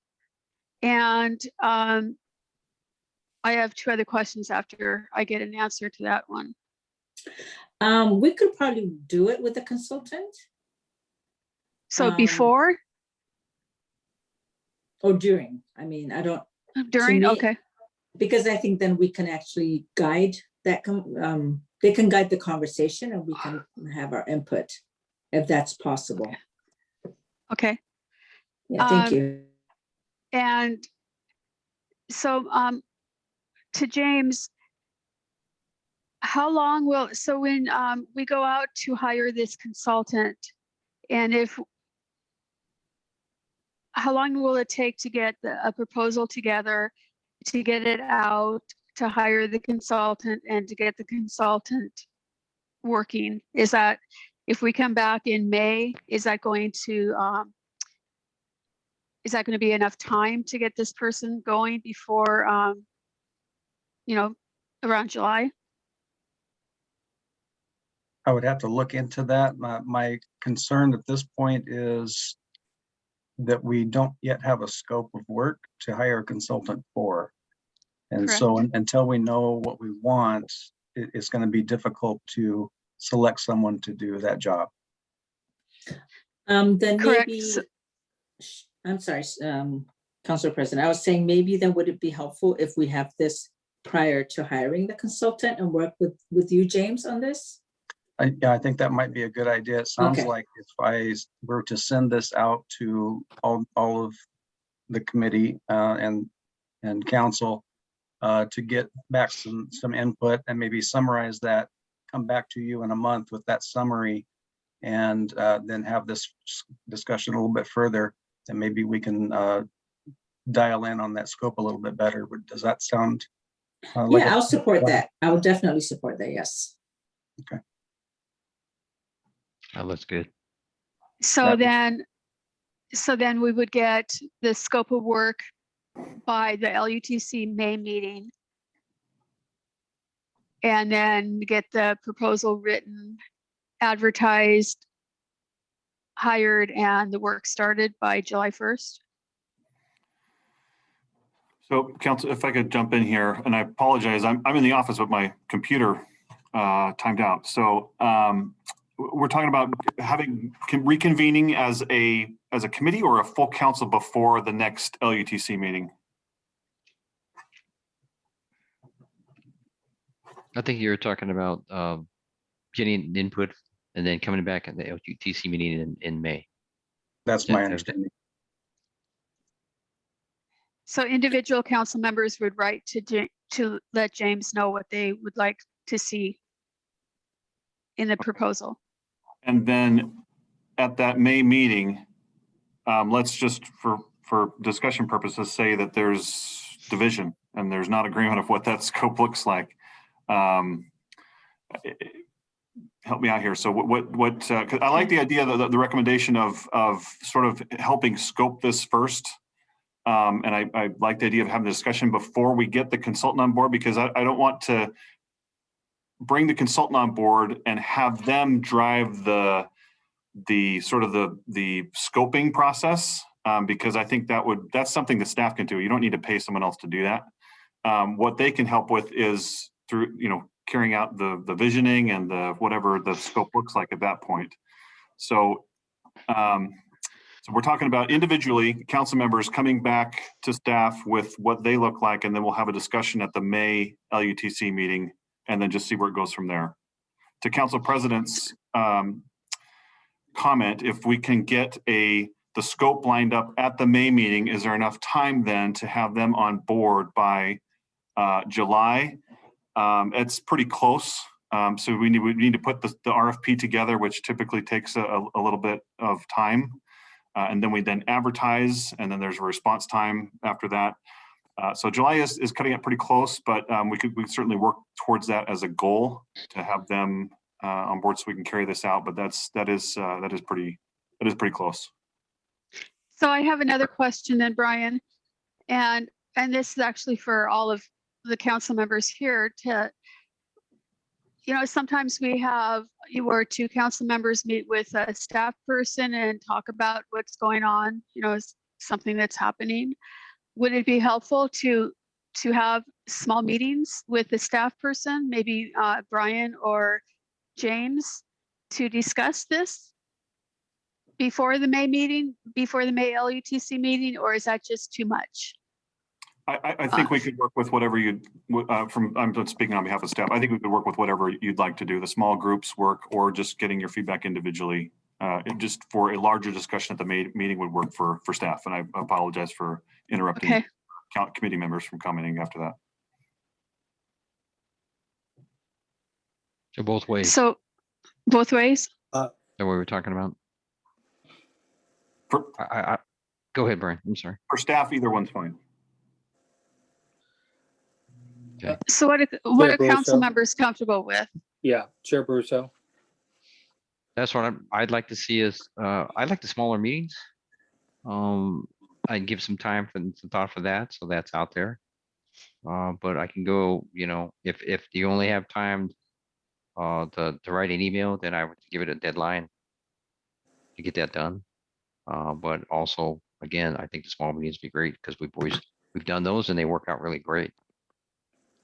So we could offer small meetings to those who want them. And then if not, everyone is able to do that and they would rather send an email, we could, allow that too. Would that work? I think that would work for everyone else. Just Martin, is that you? Go ahead. That's me. I tend to be a fan of the small meetings, small group meetings, and then compound that information, present it to the whole, committee or council. But that's where my mind kind of tends to go to. I tend to like the smaller meetings, small group meetings. Thank you. Okay. Before you go, any Councilmember Coach Moore, you had your hand up. So I just want to make sure you're. Thank you very much. I do have my hand up again. Trevor, so my concern would be, are we going to discuss also, I'd just like to have some discussion on whether we should include the downtown core and frame as well. Now, I'm open to discussion on that. It's just, I'm wondering if we should. And then secondly, I'm wondering if we will have the ability to have the consultant arrange for either some kiosks or something on Zoom or something on the city website so that people can weigh in, some kind of a survey, so people can weigh in once we've decided what we'd like to do, so that they can weigh in what their downtown should look like. This is their downtown. So I think we should take into account what people think.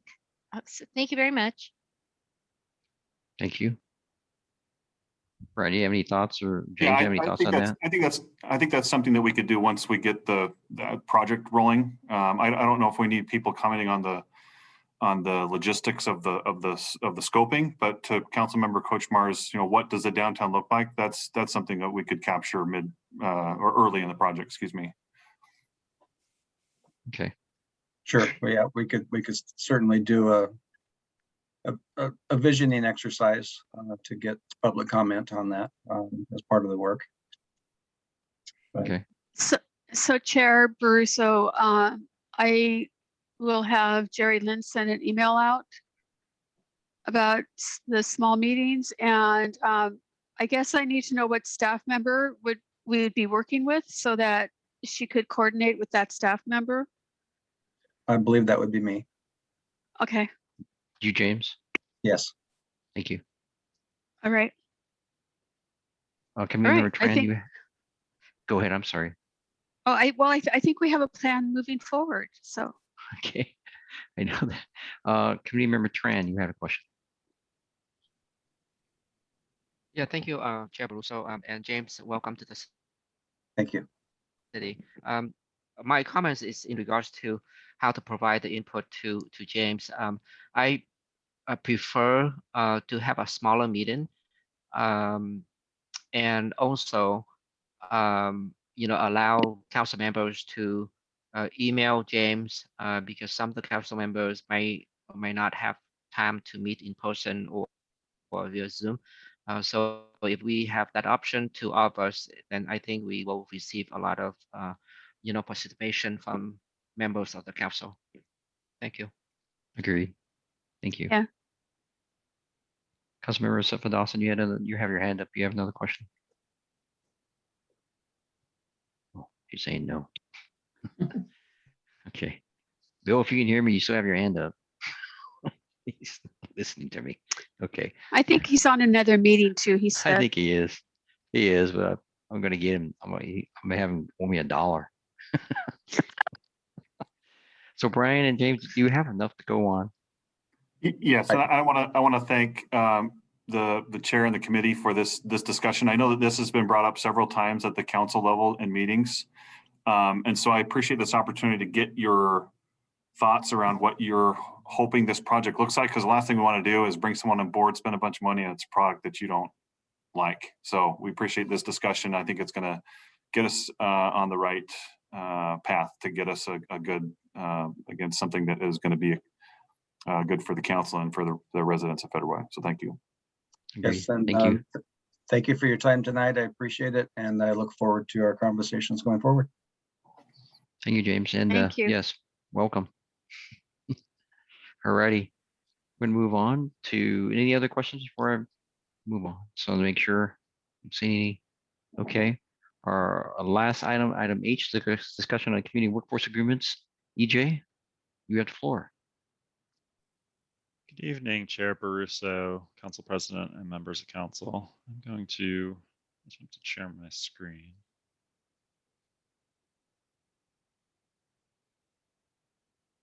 And hopefully you can see that. Okay. So tonight I am before you tonight on an information only item, following up on a couple of conversations between some of the committee members and council members and the mayor's office, and specifically about community workforce agreements. So like I said, this is not here for action tonight, just for information and any discussion that the council wants to engage in. So as a little bit of background, to kind of set the stage, what a community workforce agreement is in fundamentals is it's a comprehensive pre-hire collective bargaining agreement. It's typically between a government agency. That agency could be anything from a city to a county to a transit agency to a state agency like Ecology or WashDOT, and labor unions. And that can either be in general with labor unions, so that it's not a specific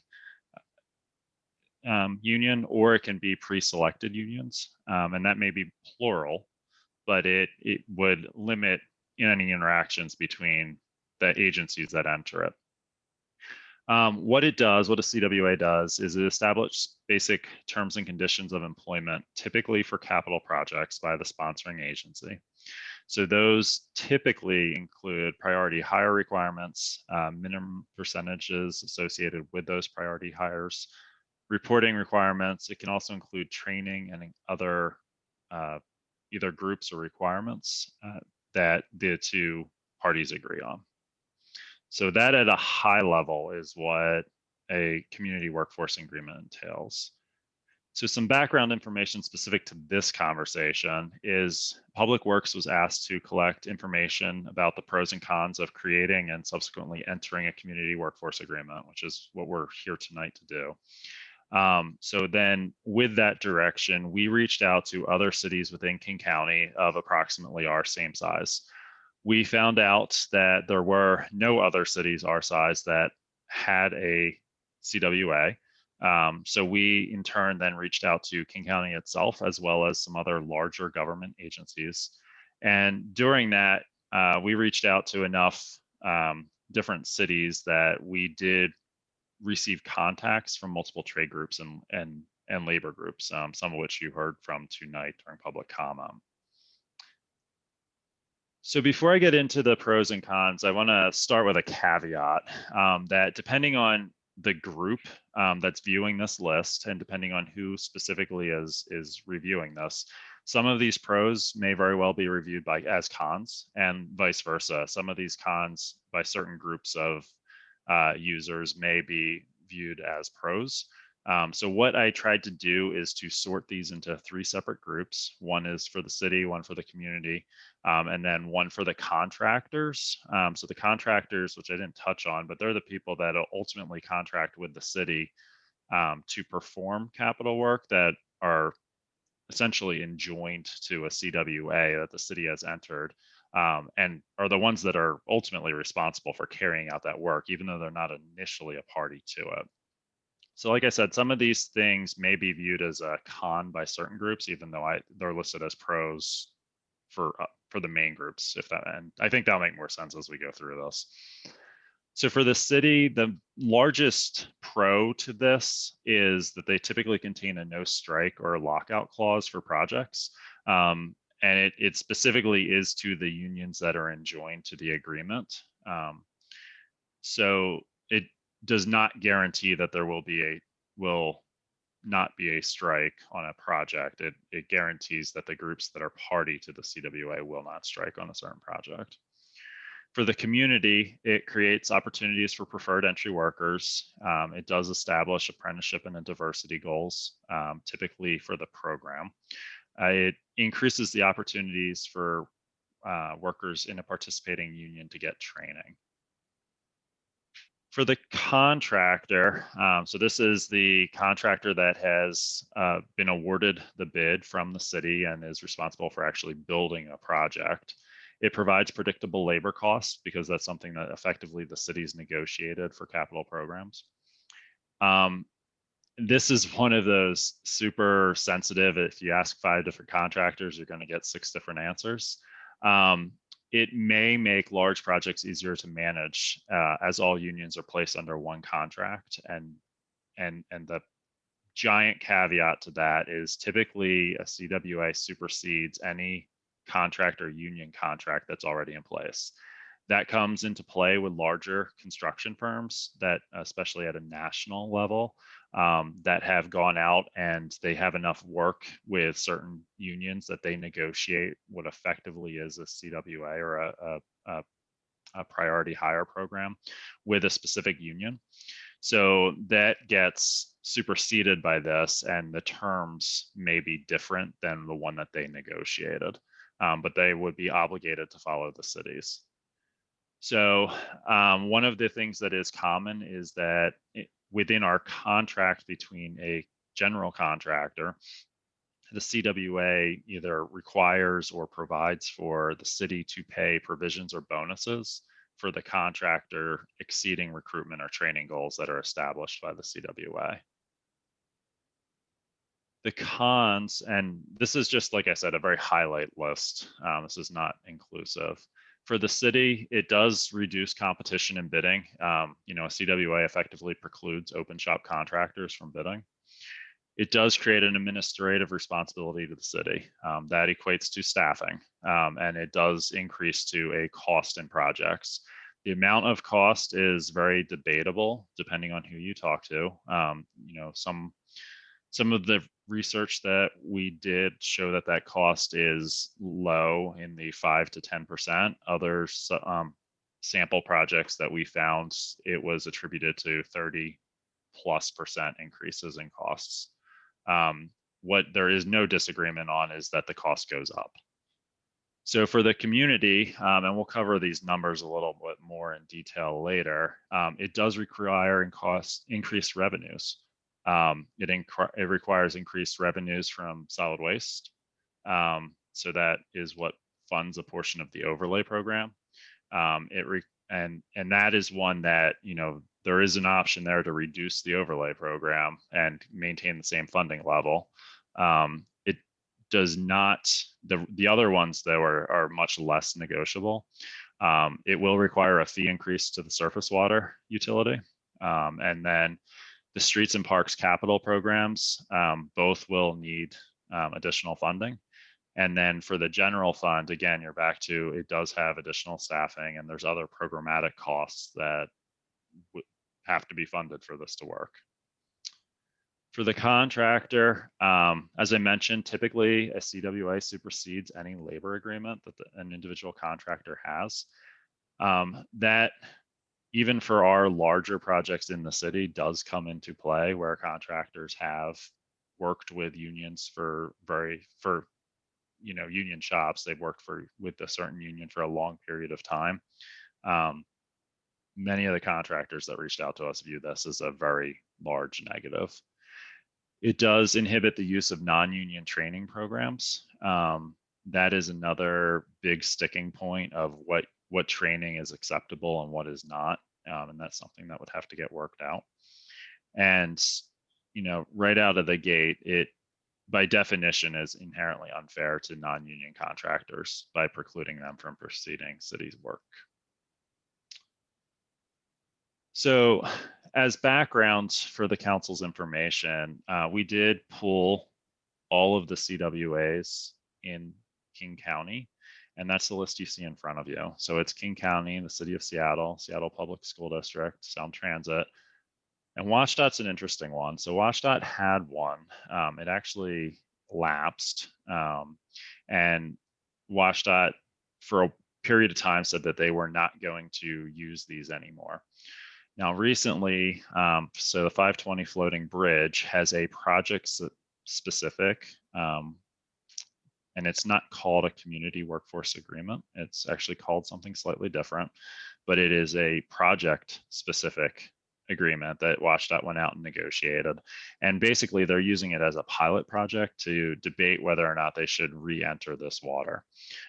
So, in full transparency, I want to share that with council that it is, 520 floating bridge is certainly within King County, and it is active, but it doesn't represent a true CWA in the definition sense of it.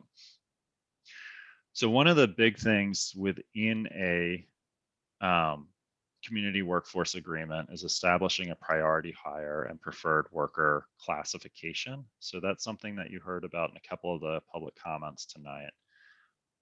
So by the federal law, those are established by zip codes.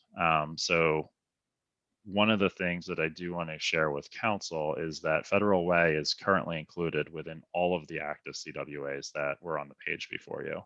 So Federal Way has 2 zip codes primarily, and you can see both of them are here and on the list, and this is the King County exhibit, but you can see Federal Way is fully covered by those.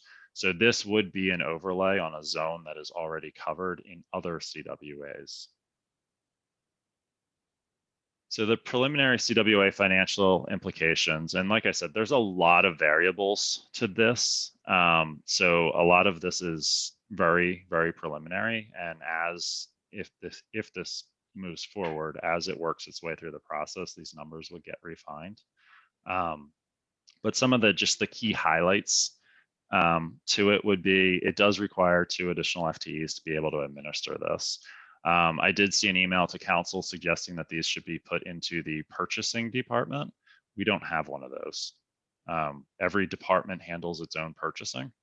So these would fall into either the mayor's office or the law department, looking at on the national scale where the staffing occurs for agencies. So it does require funding of a budget for third-party monitoring, enforcement, software, and other soft costs. Those 2 numbers for prorating what the larger agencies are paying to a city of our size, those first 2 bullets equates to approximately $1 million a year of ongoing costs to run this. To the programmatic side, so for the surface water utility fee, we have projects that we're required to do. We have the capital improvement plan that we're required to pursue. With the surface water utility, which is a little bit different than some of the other programs and funds that we are responsible for administering, there's some what are called compounded programmatic costs. That's a mouthful. But essentially what that means is our public education, for example, is a percentage of the overall surface water utility fee amount. So, and there's a couple things like that, but public education tends to be the one I always use as an example because it's a good example to me, or in my opinion, because it It has absolutely nothing to do with capital costs. It has, our public education is critically important. It's something we absolutely need to be doing. But there's a very little correlation between going out and building a stormwater conveyance system and public education. But that being said, the total programmatic cost for surface water is required to be funded. And then, based on that value, the minimum amount that has to be spent on education of the public related to surface water is a percentage. There's a couple other things like that. So when you add all of those components together, we would be looking at, and this is fairly conservative, it may end up being higher than that, 25% increase to the surface water utility fee to administer this. Solid waste excise fee, we would be looking at increasing that 10 to 15% to maintain the same level of service we have today. We would also, and these are a little bit harder to quantify, and frankly, we're probably going to have to bring in someone like FCS or one of the accounting firms that we work with. And I use FCS as an example is because they're already doing work for the city and they just finished the surface water utility fee analysis for us a year ago. But we would have to bring them or someone similar to them in a professional capacity to look at the capital programs for both parks and public works. So we have 6-year plans in both agents or both departments. The current REIT and MVET will not meet our obligations to fulfill those projects and fulfill the grant funding requirements we've already had. So those programs will need to be subsidized from another unrestricted source. And what that is can be certainly discussed. I don't have an answer to that other than funding will be needed there. So from all this, you can see typically a CWA is a large agency tool. It's for large projects. And the slide you see in front of you, this is why. This has a really high cost to the city and to the taxpayers to administer. So that is typically why you only see these in large agencies. So as far as workload goes, this is, as you heard tonight during public comment, a pretty polarizing issue. So beyond that, to execute this, there are, this does fall as labor, and it does fall under actually the federal guidelines, not typically the state guidelines. So there is a process to go through for this. And there's very little, in talking to some of the federal DOT staff, there's very little way around the process, which is a good thing, that there's an established process. But those are there to make sure that this is done correctly and it's done transparently. So it is not something that either from a time perspective, public works staff currently has the ability to do, nor kind of with that level of expertise, the required outreach, community, industry, focus groups that are required to go through. We do need to do some pretty in-depth policy research. And then ultimately there's a lot of legal drafting that has to get done. We would have to bring in consultants to do this work. So I did talk to 2 separate firms that specialize in nonpartisan community government engagement. Both of them have been involved with projects in the city in the past. So I do respect their opinions. And we did that at least initially, that missed a slide, to start trying to figure out a value of what would be required for that. And then additionally, we would need to bring in outside legal support to actually draft that. The number for the 2 of those, which apparently fell off the bottom of the slide, is approximately $400,000. So timing wise, to be clear, and we did talk to several other agencies that have gone through this, and the city of Seattle's staff came and spoke previously. So that was one of the examples that we used pretty closely. And their timeline was actually slightly longer than what you see on the page in front of you. But we would need to, from the time that there is funding, there's nothing in the budget right now associated with this. So once funding was available, procuring those professional firms is approximately a 6-month process. They would need, and this is where, in talking to 2 of the firms, just to get an understanding of the timing related to this, is where some of these numbers came from. But ultimately, we would need to develop an RFP and go out with a statement of qualifications and go through a procurement process. So developing the analysis and framework is about 2 months. Policy research is about 3 months. And then at that point, we can actually start trying to focus in on community and industry groups, which is about 2 months. The engagement process is designed to actually be fairly quick. So kind of a minimum time frame for that would be at 12 months. Findings and recommendations from those groups is another 2 months, and developing an initial CWA is about a month. That's once we have all the background information and policy guidance from council. That's pretty quick. Then we have to go out and negotiate this with multiple labor groups, and that is an extremely aggressive timeline at 6 months. And council adoption after that, just looking at a minimum council schedule of going to, effectively LUTC and then first and second reading for an ordinance, you're looking at 2 months. So from funding, this would be a 36-month process before anything could actually be implemented. So next steps, as I mentioned, there is no allocated funding for this in the budget. So if future funding is made available, Public Works will start the process for a request for proposals. As I mentioned a minute ago, based on the preliminary analysis that we did, the funding requirements that we would need for this, and this is, again, extremely low, this is pretty aggressive, would be $300,000 for that nonpartisan agreement. And then I did not talk to a specific legal firm, but talking to the nonpartisan government firms that do this work, as well as our own in-house city attorney, $100,000 is probably low, but it's a starting point for funding that. So the last thing, or the second to last thing I want to cover is at the council retreats, not this past year, but the year before and the year before that, Public Works was asked to identify all of the needs within the right-of-way and the funding amounts.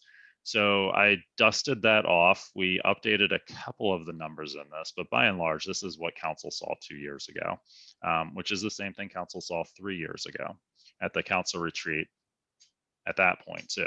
So these are current unfunded needs within the right-of-way that, as I sit here right now, I do not have a plan to fund any of them, nor am I proposing to. But these are all things that council have expressed to us as goals that we have on our tracking list. So right-of-way vegetation management program, this one comes up just about this time of year, every single year, and it starts at the Aquatic Center and expands. The number we've been sharing with council is 100 to 250,000 per year for that, for a proactive vegetation management plan. The overlay program, one of the council goals that we have had for several years is to restore the paving ratings from 10 years ago by 10 years from now. We started to get to the point where we've turned the tide that we're not losing ground with the solid utility waste tax. However, to get to the point where we are actually making forward progress, not just maintaining, that does require, that number climbs pretty much every year. When we started talking about this 3 years ago, it was 1.6 million. Now we're up to 2 million per year for the next 10 years. Streetlight program, this is another topic that comes up. We have 181 streetlight locations right now that are approved. To fund that is $2.1 million in one-time costs that excludes current or electricity for them.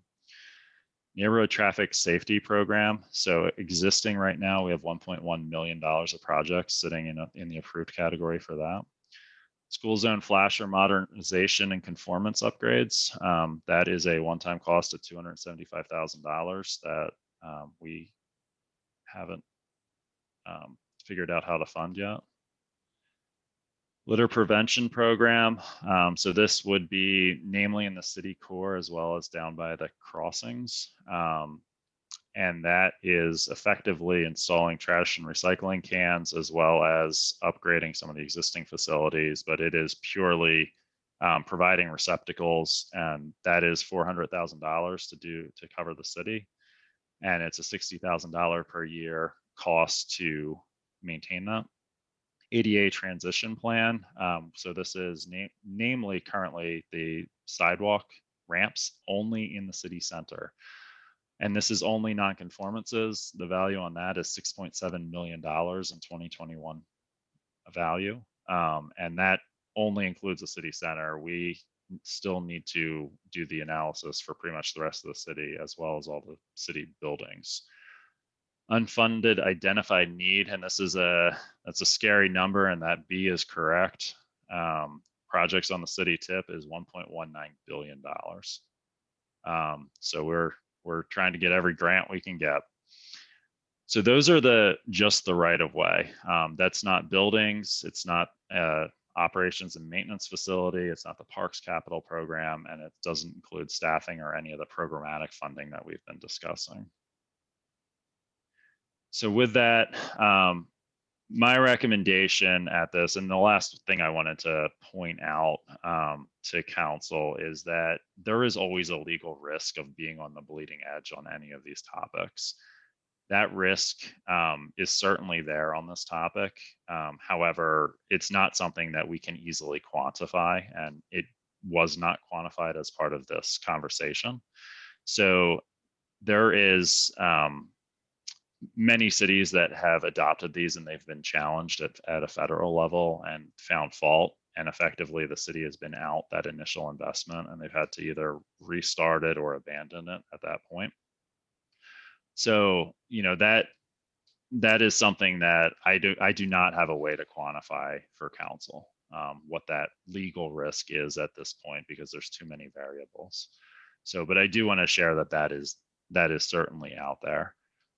So those are kind of the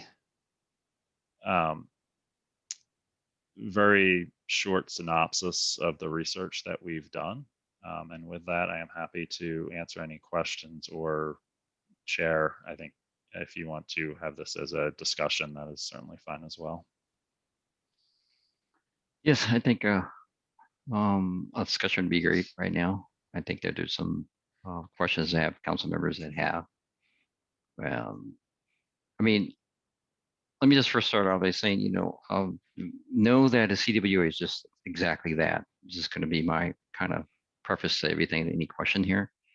CWA is just that agreement. It can be negotiated, whatever you put in there. The language can be specific or can't be specific. Some of the, I believe, correct me if I'm wrong, EJ, but some of the folks that have gotten in trouble, some of their CWAs have contained specific language. When you go into specific language, you put yourself out there for any type of lawsuits. So just kind of know that it's right size fit for whatever you want to do. How you put your language is very important, because that's where I just can't say that enough. As for zip codes, we all know that, yes, we are including zip codes, and everyone goes outside those zip codes to get that information on some of that. On the training and non-training, I believe the non-union, we're talking about also apprenticeships, pre-apprenticeships and things that come into play to give the opportunity investment in our youth and our folks coming out of school that don't have that path to college, but the trades are one of them. So just kind of think about those things, and I'll just leave it at that for a while and take some comments for anyone else. If anyone wants to. Okay. Anyone else wanted to say or discuss anything other than that? Yeah, Councilmember Bruce, Chair Baruso, I was kind of hoping to hear some other feedback, because I'm assuming other council members have thoughts on it. But look, let me just be real and honest. And that's ever since I ran for city council back in 2013, even before then, I've always considered myself as a advocate for working families. That should not be new to my colleagues. It shouldn't be new to those that know me. I've been wanting this for 8 years. And I think now more than ever, I think it's that much more important for the reasons that we heard earlier, for the email that I've received, that you've all received, of why this is so important. I think it's easy for businesses and corporations to say the ceiling's falling down when when that may not be the case. EJ, I appreciate this. I know that I would imagine it wasn't easy putting this together. And I certainly do have some questions about the specifics, but I think the question that is posed is how do we move forward with this? And I think based on our conversations that we've had in recent times, this CWA fits the vision of the majority of the council. I am only going to speak for myself, and that's I am absolutely on a mission to ensure that our young adults, young people, are not headed to jail. And having opportunities like this really sends out the message that our youth matter, our young people, young adults matter, and we're going to invest in you by providing as many opportunities as we can right here. And I think when we talk about the penitentiary systems, and people have done their time, we need to build a system that sets up people for success. And unions and CWAs and apprentices does just that. And I think that is absolutely important. And I'm not going to get into the facts of what was specifically said here. I do have concerns with some of the items that EJ has stated, but I think I'm confident. I know that he's done a thorough job in his research, but as with anything in the world of policy, there's always going to be some disagreements, and that's going to be okay. But I don't want to get into that aspect, but I think that we need to bring this back for further discussions, and as a committee, work on building a plan on how do we get to the finish line, even if it takes time, because we owe it to our families, we owe it to our constituents right here in Federal Way, and developing a plan that says we care about you, and it's absolutely important. So I think in terms of directions, I would float the idea of absolutely bring it back next month, and for further discussions.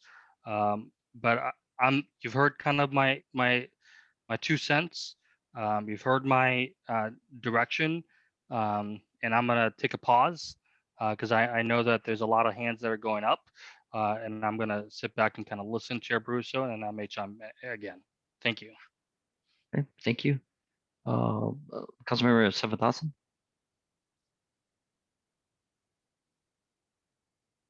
She disappeared. Okay, can you hear me now? There you go. Sorry. There you go.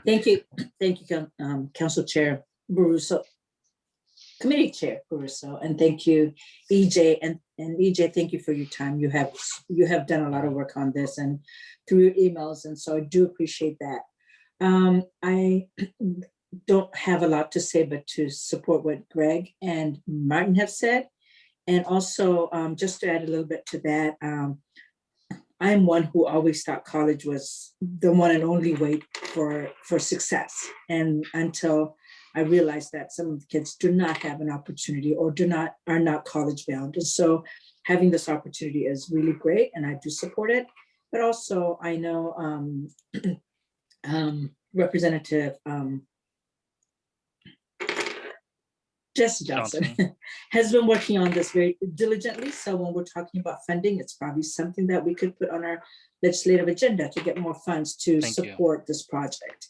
And also at the same time, what I'd like to say is Greg has said that this is not, we're not adopting or taking something that would jeopardize what our city's doing, but pick and choose what works for our community best. And so I think with that opportunity, there's room for adopting this the way it fits us.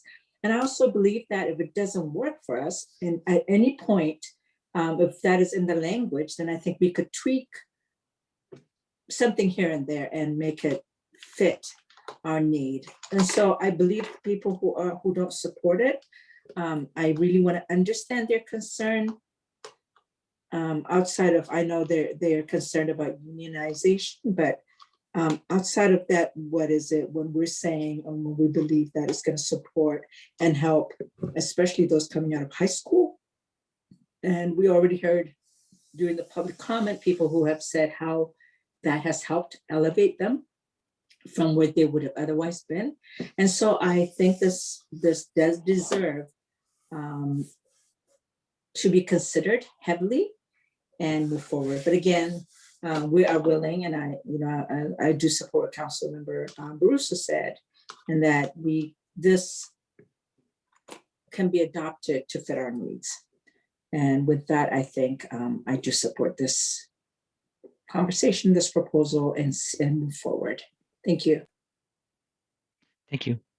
Committee Member Tran. Thank you, Chair Baruso, and thank you each chair for doing research on this subject.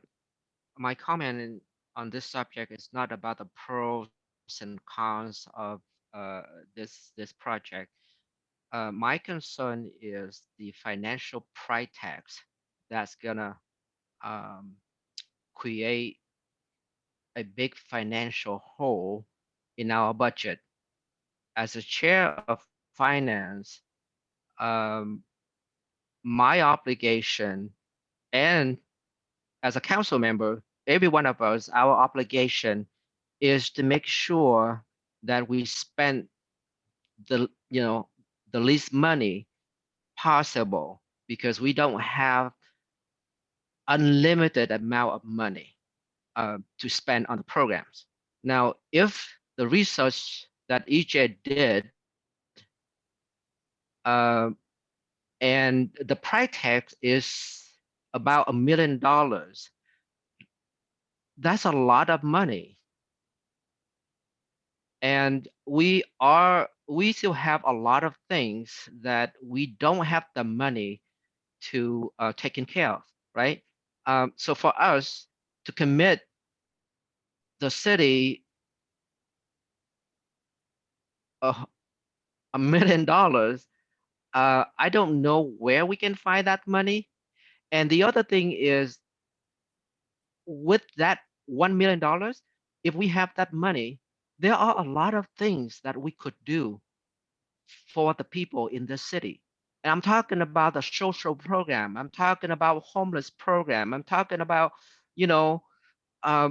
kids, young adult. But the fact of the matter is we don't have the money. A lot of us want our own project, right? We want to support something. Any one of us, we have projects that we care about. But for myself, there are a lot of things that I want to do that will cost money. But I have to remind myself that my obligation to this council and to the people of Federal Way is that I have to save money. We talk about financial responsibility, financial accountable. so for that reason, I don't think I can support this. Thank you, Chair. Thank you. Chair Baruso, can I clarify one thing just before you Sure, go? go ahead, DJ. So Yep, just go to ahead. be, and I've heard this come up twice, so just to be very clear, there's 3 sets of numbers that I shared tonight. The $400,000 is what we need to actually to do a process to get a CWA or to not get a CWA. That's the cost of the process. The $1 million is it's an annual cost, not a one-time cost, to maintain and operate a CWA. The third set of numbers, which we did not put a dollar amount to it, but we referenced in terms of all of the increases, the 25% for swim, the 10 to 15% for solid waste. Those are the programmatic cost increases expected, again, using that conservative low estimate for the improvements or the cost increases to the capital projects themselves. So all 3 of those together can find the actual cost impacts to the city. So we can't pick one of those, or it's all, not one. So just to be just to make sure we're understanding it. Thank you, EJ. Thank you, EJ. And Councilmember Kochmar. Thank you, Chair Baruso. While I think it's admirable that we want to help people with apprenticeship programs, and I've always been a big supporter of that in the legislature, and I think it's also hopeful that we could get money from the legislature. I think that's a good thing. But, for me, we are the stewards of the public trust. We're the stewards of the public purse. That means the funds. We've talked many times about women and minority being equal and being inclusive, but I'm wondering why we're going to exclude women and minority-owned businesses, which is exactly what you would do with the CWA. Here's the thing. You know how many seniors we have in our community who would be directly hurt by a 25% increase in swim surface water management fees, directly increased by solid waste 10 to 15%, directly increased by increases in funding to the capital program. Of course, we never have enough money to do what we want. And we have so many other needs, not to mention the 1.9 billion with a B for the transportation improvement projects, which I'm hoping we're going to get some money from the federal government for. I think that while we have really high aspirations, you really have to really understand that there have been many other communities, as I understand, that have said no to this project because of the cost. That includes Tacoma and other cities. The only agencies that are embracing this are large agencies that can afford it, or possibly afford it, like King County, Seattle Public Schools. I don't see how we can afford this, but I really commend you all for your aspirations to do something good for the people in our community. Thank you. Thank you. Council President Honda. Thank you. Thank you, EJ, for putting this together.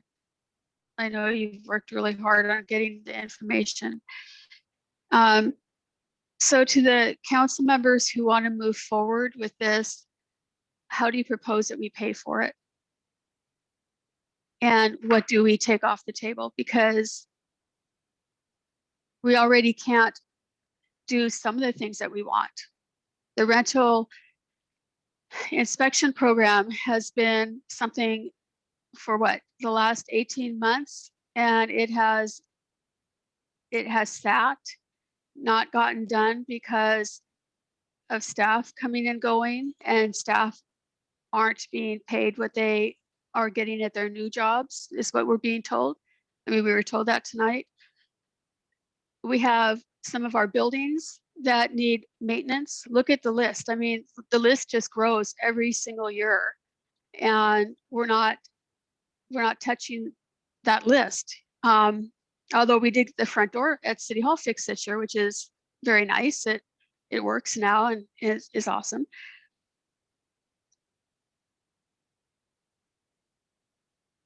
So I'm very, very concerned as to the financial impact that this moving forward with this would have on our city budget.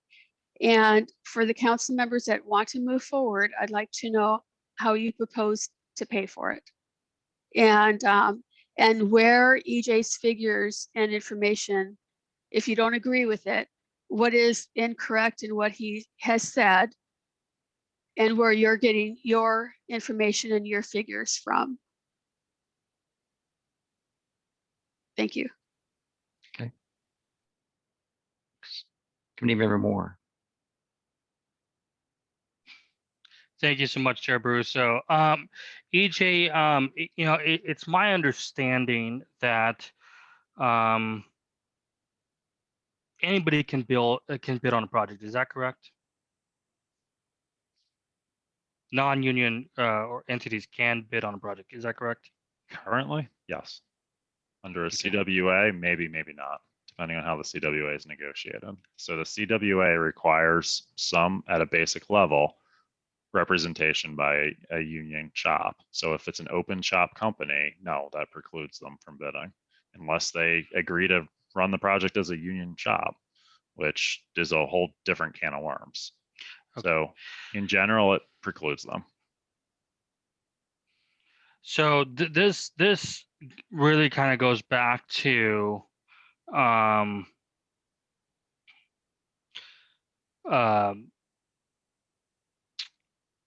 what Chair Brusso said, which is it is incredibly, and this, EJ, thank you. This is to my policy partners. This, thank you.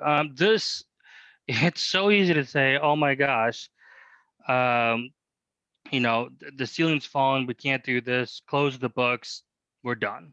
It's incredibly easy to think like that. But this really truly goes back to what Chair Brusso said, which is policy can be built the way we want to build it, that best fits us in our city. And there can be phases, there can be whatever it may be. We can do it the way we do it. Just because others do it the way that it does or whatnot, it doesn't have to be right here in Federal Way. And so for me, you know, I think that I'd like to request that this comes back to the next LUTC meeting for further discussions within this policy, because it's hard for us to communicate outside of this. And so I would request that we bring it back and add it for a discussion item on the agenda. And I think, you know, I would like to have a working session of that pros and cons. How do we get that information? You know, because I think there's some unclarities, you know, and again, EJ, I know that you've done your due diligence on this, and I appreciate it. And this is a hard topic, but I think that, you know, we need to ensure that continue to vet this. I think is really important. So I'll take a pause here and just kind of see if anybody else wants to chime in. But I think it's hard. I think it's hard to do hard policies like this. But I think that's exactly why people send us to City Hall to do this type of work. I think, as Councilmember Safadasan indicated, Councilmember John, oops, not anymore. He got promoted. Representative Johnson has been doing a lot of work in this, and I think we can find a lot of partnerships within Representative Taylor and Senator Wilson, and you know, there's also opportunities for us to look to the federal government for funding to bring forth and to make things happen for us to continue to move forward. But I think closing the books and saying, yeah, we can't do this really. I think isn't, in my personal opinion, an irresponsible thing for working families that work incredibly hard, that are often in the front lines, especially at this moment. Thank you. Thank you. Councilmember Dawson.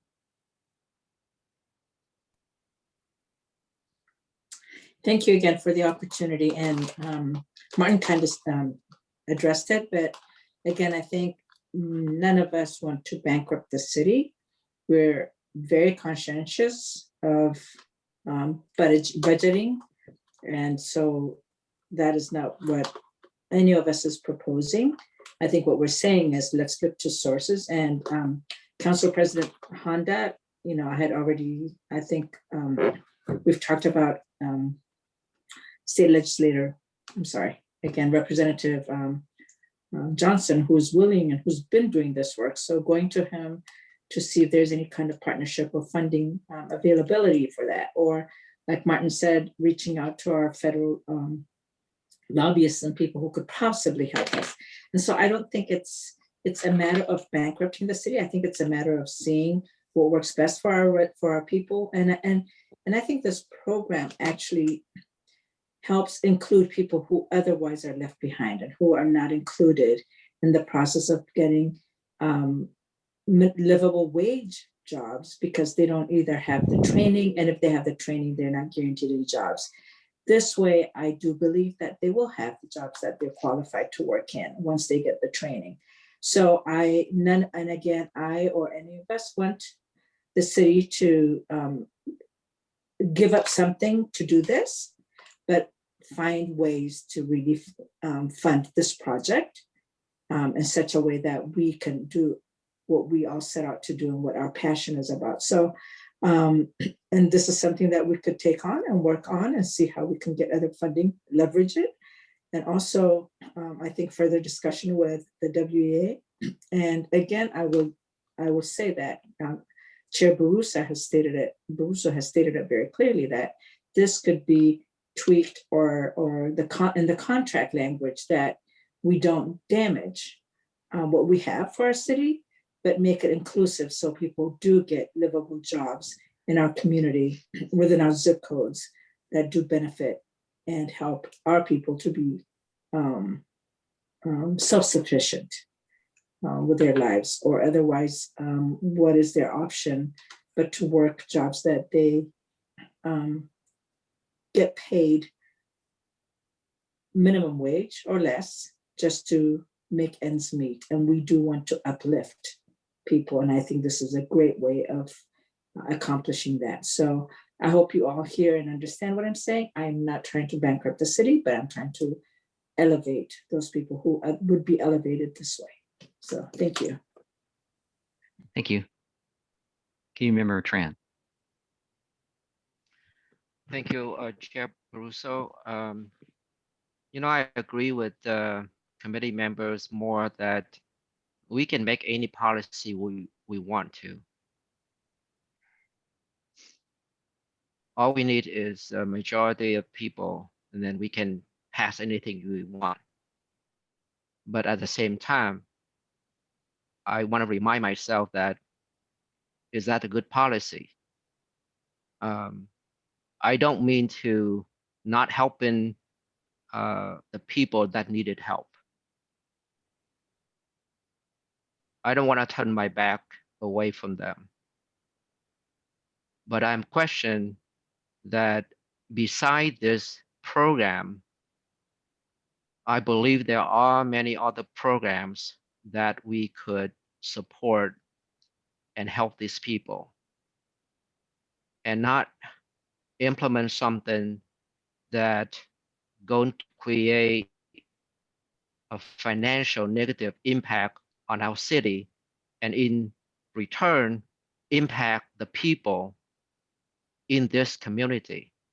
Councilmember Coach Ma mentioned about the potential increase for a senior citizen, minority people with low income. Now they have to pay more to support this program. Then is that the policy we want to implement? Is that something we want to pass? So, we just need to be careful about this. We might benefit one group of people, but then at the same time, we create additional problems for other group of people. So that's all I'm saying. Thank you. Thank you. Councilmember Kochmar. Thank you, Chair Barroso, and thank you, Councilmember Tran. That's exactly what I was going to say. Well, we're trying to help one segment of the population. We're actually taxing another segment of the population, of which it will hurt the most are the people on fixed incomes. I believe what was said previously was that over a 5-year period, by excluding women and minority-owned businesses, that it would increase our capital projects by 15%. 15% over a 5-year period is $300,000. So, it's not, I don't think we have the right to run our city on a wing and a prayer, on a hope that something will happen, on a desire to do good for one section but hurt another section. I think that we need to understand that we are representing a huge population, 100,000 people with many needs. And when I was in the legislature, fully in support of apprenticeship programs. I think it's absolutely fabulous way to go. And it's something that the legislature is supporting. So we're not going to support apprenticeship programs. We're going to hire union members who then hire people from the apprenticeship programs that are supported by the state legislature. So, perhaps there are other ways we can help the people who are looking for retraining, which I hope we will do, without taxing a huge segment, well, all of the people in our population.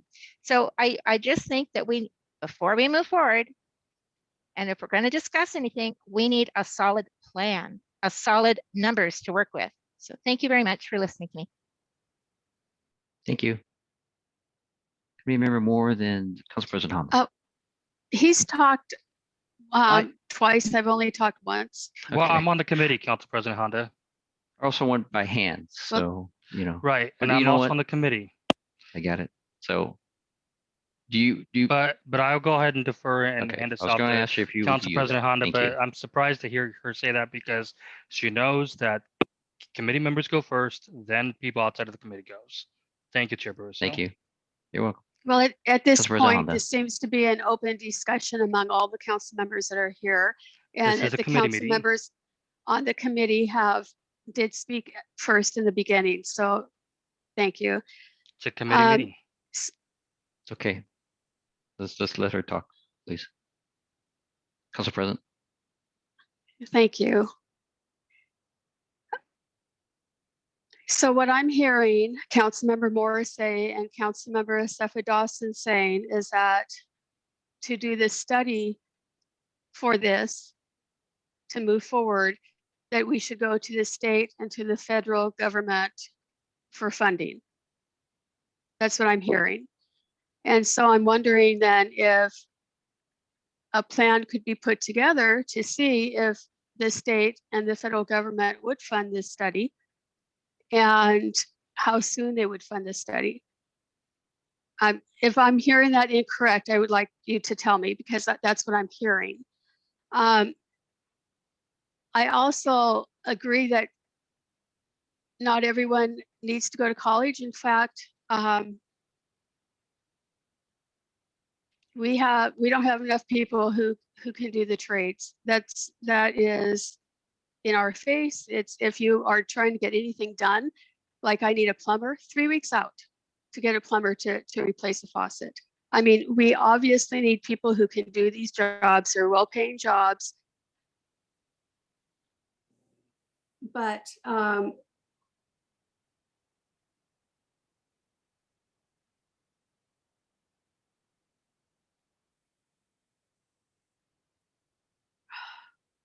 It's on. We can hear you. sorry, my microphone just went out. Sorry.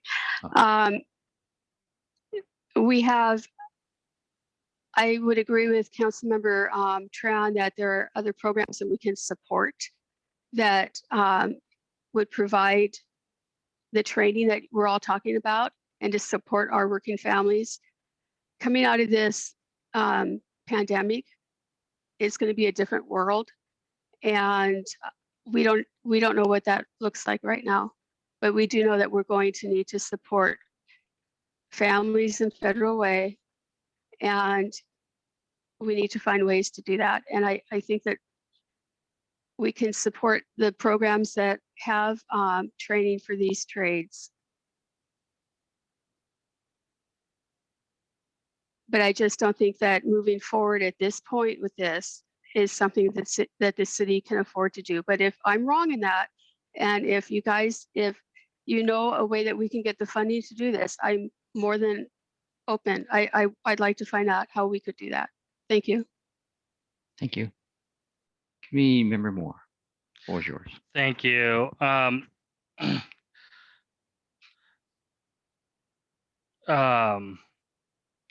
Thank you, Chair Bruce. I know this is a difficult, difficult to manage meetings that are covering big topics and big policy areas.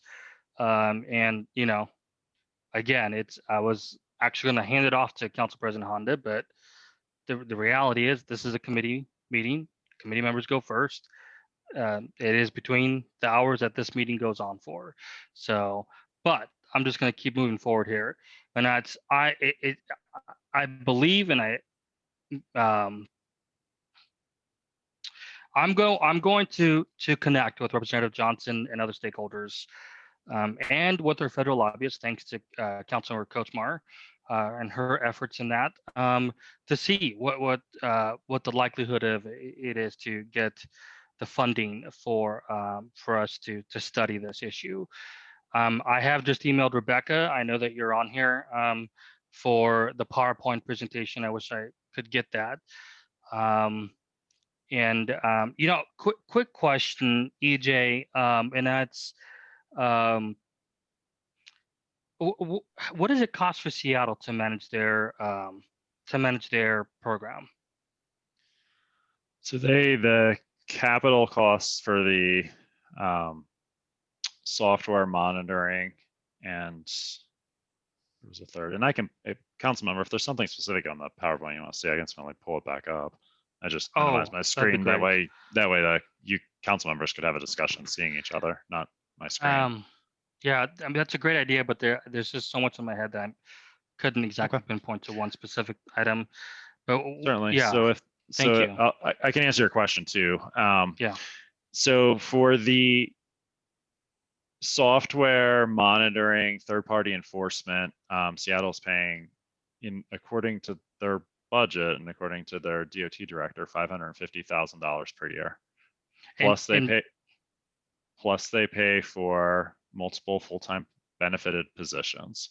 So they're paying a little over $1 million a year to administer their program. So what we did was we prorated that 550 by our capital budget. So they're looking at their capital budget versus ours. Some of the things like software, the cost is going to be the same. You know, you don't get a discount for using the software less. And we came up with it was about 850 is the number on an annual basis. It includes 2 full-time benefited employees, everything that goes with that. It includes, you know, all the third-party stuff you got to do to actually administer this. And that's where that number came from. Now, sorry. Beyond that, Seattle also includes on a time-to-time basis, whether it's in this budget or others. So DOT has something in their budget this year where they're putting in additional training dollars that they are handing to some of the unions to provide training. So that's not included in either one of those numbers. So to get to your question, to get a true down to the penny number, it's more than that, but that's not a number that, based on the amount of research we've done, I'm confident that I could accurately share at this point. Okay. Is there, based on your studies, there could be a phased-in approach to the CWA, correct? So it's been tried. Portland tried that. Now Portland's got appealed. But ultimately a CWA is not just a policy document. It is not something that council can negotiate amongst the council members and say, this is what it is. It's effectively a contract that we are negotiating with multiple outside agencies, being various labor unions. And it's got to be agreement, the final document that gets signed has to have an agreement from both parties. So is there room to negotiate some of the phase in, as you're mentioning? Maybe, until we get to the point where we're actually negotiating that. Maybe there is, maybe there's not. I mean, that's going to come down to what the various labor agencies, which maybe it was ones we heard from tonight. Maybe it's them plus more. Maybe it's completely different labor agencies. I don't, that's going to be dictated by the community, not any of us. I don't have an answer to that. So what gets negotiated at the table? Sure, it's possible, but I don't think we can put our eggs in that basket either. I think we have to be prepared for it's all or none. Yeah, I guess what's causing me to ask this question is there's certainly a lot of costs to getting this program prepared, is what your research is showing. Yes. And my colleagues are quite nervous about that, and which I understand. And there's a lot that it takes to get the CWA in place. And that's where my line of thinking is. Is there an ability, or is there a way to kind of phase this so it's not like a bam, we're going to do this. It's a $2 billion program. I'm making that up. So that way it's eased in, working towards it. It's going to happen. So yes and no. The cost to do the required community outreach, industry outreach, negotiate an agreement, the legal cost to do all that, whether we do it for a 1-page document or a 100-page document using, kind of your analogy of just pulling numbers, those costs are, like I said, estimated low, but it's $400,000 is the numbers that we're receiving. The cost for salaried employees, the costs for software, they're all pretty fixed, and they're not really scalable. The cost where I think your point has some merit for council to discuss is the impacts to the programs. So that is the piece that, maybe we only apply it to X or we only apply it to Y, and that can change some of the cost implications to the capital programs themselves. But that just shy of $1 million a year and that upfront, the startup costs, it doesn't impact those. So, and again, I go back to the same thing. I mean, if council says we're not going to do this for any project under, and I'm just pulling numbers for the sake of conversation, that, these are not based on anything, and I don't have the CIP plan in front of me to tell you where they fit in the bill. But, if we say we're only going to apply this to projects over 25 million, and we look at the CIP across parks, across swim, across public works, across streets, and there's one project that fits that, labor may come back and say, no way, we're not willing to play a game with that.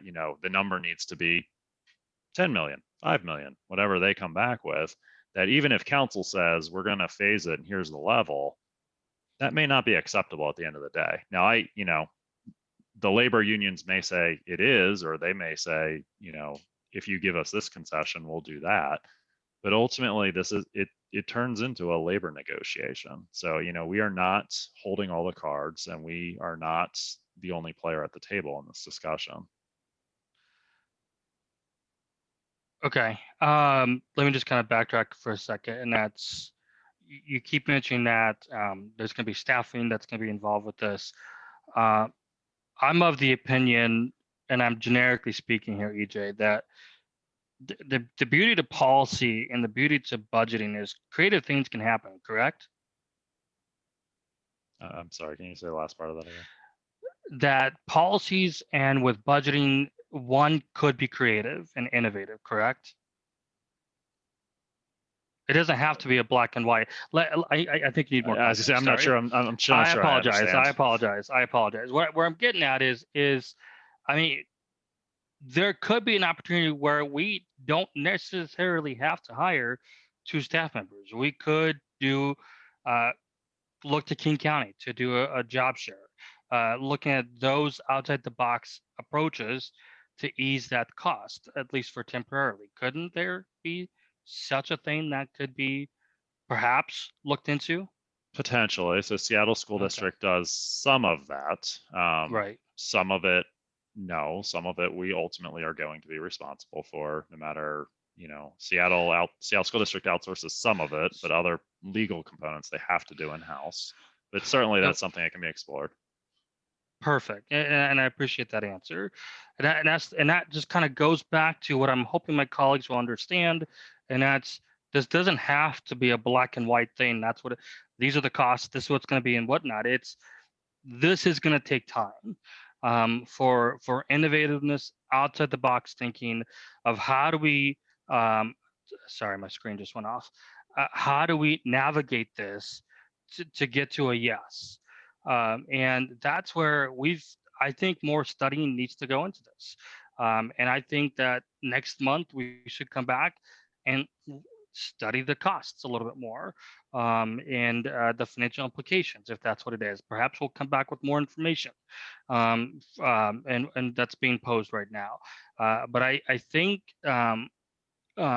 this does not deserve, let's close the doors. I think if anything, the job of a committee is to study issues. Let's do that. Let's study this issue, continue to study it, because there's clearly is a lot of questions. So let's put that on the table and come back and look at various factors of the costs of what could be done. And again, and have those conversations in the committee. So that's, I see that there's another hand I'm gonna take a pause. Thank you. Okay. Council President Honda, you had your hand up still. Do you have another question before I go to Councilmember Kochmar? Yes, I do. Okay. Go ahead. I'll let you go. And then So I'll go back to... thank you. So perhaps Councilmember Moore and Councilmember Baruso and Steffa Dawson as 3. Excuse me, that won't work because 2 of you are on the committee, so you couldn't meet. That would be breaking a rule. But perhaps you could somehow have a discussion as to how to have a discussion at the next LUTC meeting about this, because the numbers are numbers, and as council members, we go to staff to get this kind of information. And if you can produce different numbers and how we could get the funding, I think I believe that's what Councilmember Moore is talking about doing. I would like to know what that is, but I did not mean to say that Councilmember Baruso and Councilmember Moore should get together and talk about this in a meeting, because they can't, because that would be a quorum of LUTC and they cannot do that. So forget I said that, but maybe you could meet with Councilmember Steffa Dawson, 2 and 2.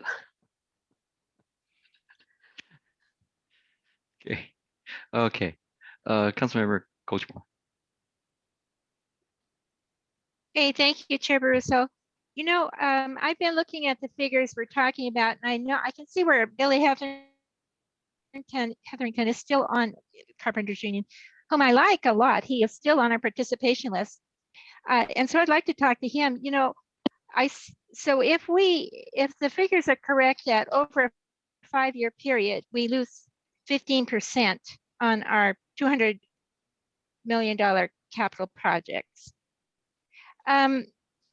and so that would be 300,000. Well, if you divide that by 5, that means 60,000 more per year that could go to the unions. That's pitiful. That's a small amount of money for the unions. I don't believe the unions want to put our city at risk for such a huge financial loss just to produce this benefit. So that it would be all union members. And so I would wonder if they're using the city of Federal Way as a toehold to get other cities to also participate. So again, I'm just concerned that we're fair with everyone, because I'm old enough to remember how difficult it was to get women hired in the construction industry and minority-owned businesses. And it was something that had to come through legislation. So I just want to be fair with everybody, and I want to make sure that we support union members, because living wage jobs are wonderful. But I also am concerned about the amount of taxes that might be included in this whole program. And before we jump into anything, I want a clear understanding of where we're going. Thank you. Thank you. Councilmember Asava Dawson. Yeah, I just want to say thank you, everyone. I think at the end of the day, we all want the best for our community, for our city, and for all the hard work that the staff puts in. So I just want to say thank you for this discussion. And I think we're still figuring out what it is that we can do. So I hope that we can do this collaboratively. And so if there's anyone else who, Councilmember Moore had said he would talk to state legislators and other opportunities. So I think what we should agree on is, let's all collectively look at the benefits, and the pros and cons as to. I do know EJ just put that in front of us, but if some of these things are negotiable, if we can find the funds from where we said we could find the funds, then maybe this is really doable. Maybe it's not, but that's what this conversation is about. So I just want us to be in a space that we're agreeing. And yes, Council President Honda, I think maybe some of us could discuss this outside of this to see what we can work on individually. But I think at the end of the day, honestly, we're all saying, let's help our community, let's help our citizens, let's also make sure that our city benefits from this. So I just wanted to add that piece. Thank you. Thank you. Any other comments, questions? Committee Member Moore. Thank you so much, Chair Brusso. Who's the attorney that's here? I can't see the name. Chair Bruce, do we know Eric Rhodes? I think it's Eric is. Yes. Thank you, Rebecca. I appreciate that. So Eric, is there, and I'm just, again, forgive me because I'm just thinking out loud here. Could there be a special meeting that's on the calendar that meets the Open Meeting Act that Councilor Safa, Dawson, myself, and Brusso can meet? Obviously, it would be a public meeting. Anybody would be welcome to come to it, but it gives us a chance to have a working meeting. What's and maybe that's not. It's I don't know. Is something like that feasible? Maybe it's I don't know. I mean, maybe Councilor Safa Dawson or Chair Brusso may not like the idea, and that's okay. But I'm just kind of curious. Eric, thank you. Legally, that is feasible. You could add a meeting to your schedule as long as it is properly noticed to the public. Right. So it could be like a study session. Yes, correct. Okay. You're looking to have a study session with just particular folks that you're asking for. I'm sorry, Chair Bruce, can you say that again? I said, are you just looking to get a study session with particular folks? I take it. What you want to do? I'm trying to play off of what Council President Honda was saying, which is the three of us can maybe meet in an open setting. People can attend if they want, for the purpose of how to move forward with the proposing the next steps forward at the next LUTC. Okay, I see what you're saying. So go ahead. Want to say No, something? no, it's okay. Nope, nope. Okay. All right. So I mean, this discussion is you know, for both sides. I appreciate what EJ has put down and shown us. And as you can see, this is just start of a compelling session that goes back and forth, and that's just going to happen when this comes up. EJ and I have discussed timing on this about how long it's going to take. We know this is something that if we move forward, we have to vet out correctly to be fair to both sides. We only heard from so many sides tonight on public comment.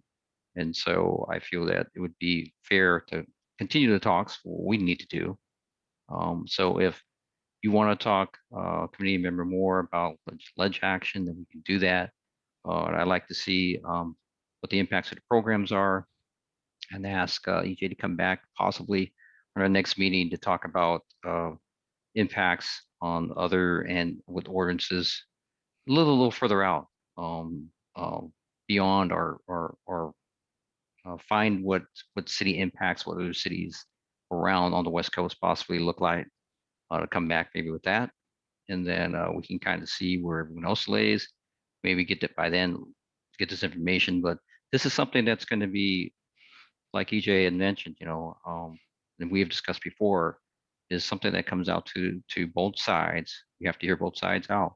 We don't have all the facts. We have the facts that EJ has, and I thank you for that, EJ, because that is important for us.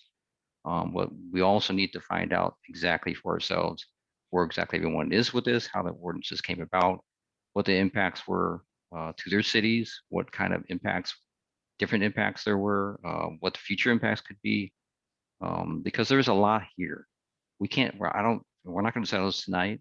I kind of figured that was going to happen, but I wanted to hear everyone and us and look at EJ's list again just to make sure where we're going with this. So I'd like to go forward with that, so we can again vet this out. For me, it's turning everything, you know, vetting everything out correctly. I've always said the more you rush things, the more information it becomes misinformation. We can't make our right decisions. And so there's a lot of compelling information, like I said before, like I preface that with this is that we need to make sure everything's right. Again, EJ's information on the city side is numbers, yes. But let's take a look and see what else is out there before we put this to bed. I didn't want to go down that route and say, okay, we're done with it. I did want the discussion. And EJ and I talked about bringing it to it, and we knew this is going to be a big, long discussion. So in that spirit of that, I think that we should go ahead and move forward and go for next May's meeting, have another discussion on it and see where we're at. And then, we can talk about community member more. If you want to talk about, you know, a study session between us, let's talk offline on that one to see how you want that phased in, or how do you want that to look like. And so, because everyone's time is important too, so we need to move forward and be ready by May if that's the case. EJ, that okay? Or Yeah, the only question I have is, what are you looking for me to present? I mean, if council just wants to have a discussion amongst yourselves, certainly that's easy because I don't have to present anything. But if you're looking for me to present something, I guess I'm not clear on what exactly. I'm kind of that looking to is. see if you would go out to a little further out and see what ordinances are out there, what the impacts were for cities, a little further. Broader geography wise? Yeah, little broader geography. Chair Bruce, can I add to that a little bit? Go ahead. Thank you. You know, I mean, we are members of the NL's National League of Cities, and so I think there's opportunities there for some support for research as well. So I think looking at what were their costs when putting such a program together, I think it is a valuable thing. And Chair Bruce, so thank you. This in no means does it deserve for us to put it to bed. This is clearly there is an interest on the council. You know, whether it's the majority or not, there is an interest. And so I think continuing to vet it out, I think is the right thing to do. So I appreciate that comments. Thank you for that. And while I may disagree with my colleagues on some of your statements, it is fine. It's what makes government strong and what makes a democratic government unique, in that we all allowed to disagree, but and yet move forward. So I look forward to seeing if we can address, if there's a way to address some of those concerns as well. And so I think the beauty of the policy and the beauty of the budgeting is there's opportunities for innovative, outside the box thinking. It's just a matter of, is there a will to do that? And so I'll leave it to that, Chair Bruce. So thank you. Thank you. So, okay, Chair, go ahead. the one thing I will just, I don't know what the right word is, but looking at timelines, this initially came up in January, and it took us effectively 3.5 months to get to the level of research that we have now. I will do everything I can to turn that around in a month, but a lot of this, especially if we're going broader geography, relies on other cities, whether it's their public works director, their HR director, somebody typically getting on the phone to discuss this, because a lot of it they don't want to put in writing, has been my experience. So I'm not sure realistically I'm going to be able to pull that off in 2 weeks, which is what it would have to be at the next LUTC meeting. So okay, I mean, the only thing really, if Alicia gives an update where you are with that, I don't. Sure.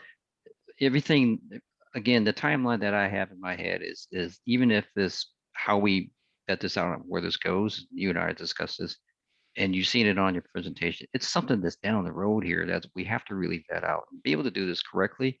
Again, I don't want to rush it. I don't want to rush you, because I know it's also time, and I know it takes time to get all these answers. So if we at least have an update by the next one to see where we're at, that's great. And then in the meantime, committee member Moore, if you want to do some action on that, again, we can talk about getting together. But there's work to do.